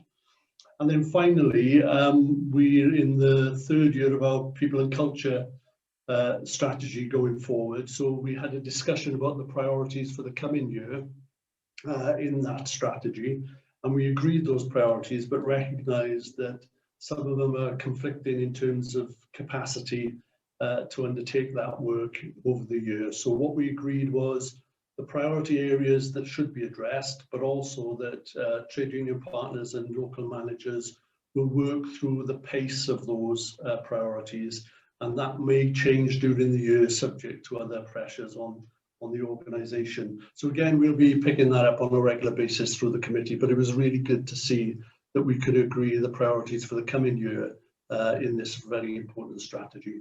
Apart from that, the details in the S-bar for Trust Board to look at. Yeah, to note, thank you, Paul. I think it's a really good report, comprehensive, and gives all the salient points. So happy to receive that. Yes. Yeah, good. Okay, and then Bethan, you said yes, it is your turn with Quest. Thank you, Chair. Yes, we had a really good meeting on the 23rd of February, and it was the first opportunity for me to chair the meeting. So it was my first time in the chair. We had a very varied agenda, as you can see from the S-bar provided to board. I think we've covered some of the key issues in the discussion today, and there are too many to go through, I guess, in terms of the interest of time. So I don't think I have anything further to add to what's in the report, because I think it does highlight the key aspects of the discussion. Having said that, happy to take any questions or comments, of course. Okay, I'll pause there. Good news on the flu vaccine uptake, I noted in my diary, which was pleasing to see amidst all the pressures we faced. Happy to receive that report. I think we did pick up some of the big issues, obviously the handover delay and patient safety point. Yes, happy. Yeah. Okay, thank you. I'll go across then to Martin for Audit Committee, I think, next, if I may. Thank you, Chairman. Yeah, the Audit Committee received quite a number of reports, as you can see from the brief report available today. One thing that was reassuring was, if you remember, there was a lot of actions outstanding on previous reports going back some time. You know, despite all the issues surrounding the pandemic, I was very pleased to see that a lot of the actions have now been taken, despite all the distractions going on around us. I have to say the internal audit and indeed Audit Wales are very, very supportive. And I think they're a great help to the to WAST in terms of developing its the services that we provide. You can see we mentioned earlier risk management and board assurance. So we you know, the one thing Audit Committee doesn't do is get into the detail. What it does try and do is make sure that the appropriate committees and/or executives are taking any actions that are required as a consequence of issues brought to our attention. And that's the one thing we did with the audit tracker and indeed with the risk management framework. So yeah, I mean, it's evolving. It's quite a busy agenda, but thankfully nothing too contentious or worrying.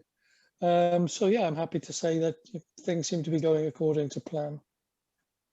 Well established and well functioning committee, so good stuff. Any comments or questions on Audit Committee? No. Are we happy to receive the report? Yes. Yes. Very comprehensive. They all are. They're good to read. I would say that I've been pushing for these, but that's a story in itself. Emrys, I'll pass to you last but not least for Finance and Performance Committee. Thank you, Martin. Yes, the devil's in the detail, and we've covered a lot of that today. Three things I want to bring out is the peer review of the 111 service. We had a report on that which basically says the majority of recommendations have already been implemented, and those which are not will flow into normal business. So we thank the team for their work on that, because it was quite rapid response when the organisation was under pressure in that area. We, as a committee, then approved the transfer of NEP services from Aneurin Bevan and Betsy Cadwallader. It's been covered already, but it was delegated authority from the board, so I just want to formally record that. And we also approved the vehicle disposal policy on behalf of the trust. There was a closed session, and most of the actions in there have already been mentioned in one way or another. They will come to the public in due course. Some of them overlap with the closed board items that I alluded to, don't they? Yes. Well, it's again a very comprehensive report, seeing the flow through of business there. So thank you for that, and to all of you committee chairs. Happy to receive the finance report. Yeah. Yes. Yes. Okay. Well done, committees all round for that important flow of assurance work. So we then move on to committee minutes, which I'm taking it, Keith, I've been through the committees for approval, so they're just there for us to sign off. Are we happy to do that? Yeah. Okay. Yes. Yes. Yep. Getting there. I think that then brings us to any other business, doesn't it? Unless I've missed anything. Just checking my agenda. I think that's AOB, isn't it, Keith? At this point, my machine dies on me. Yes, I think we're on to AOB now, yes. So, folks, are there any other items of business?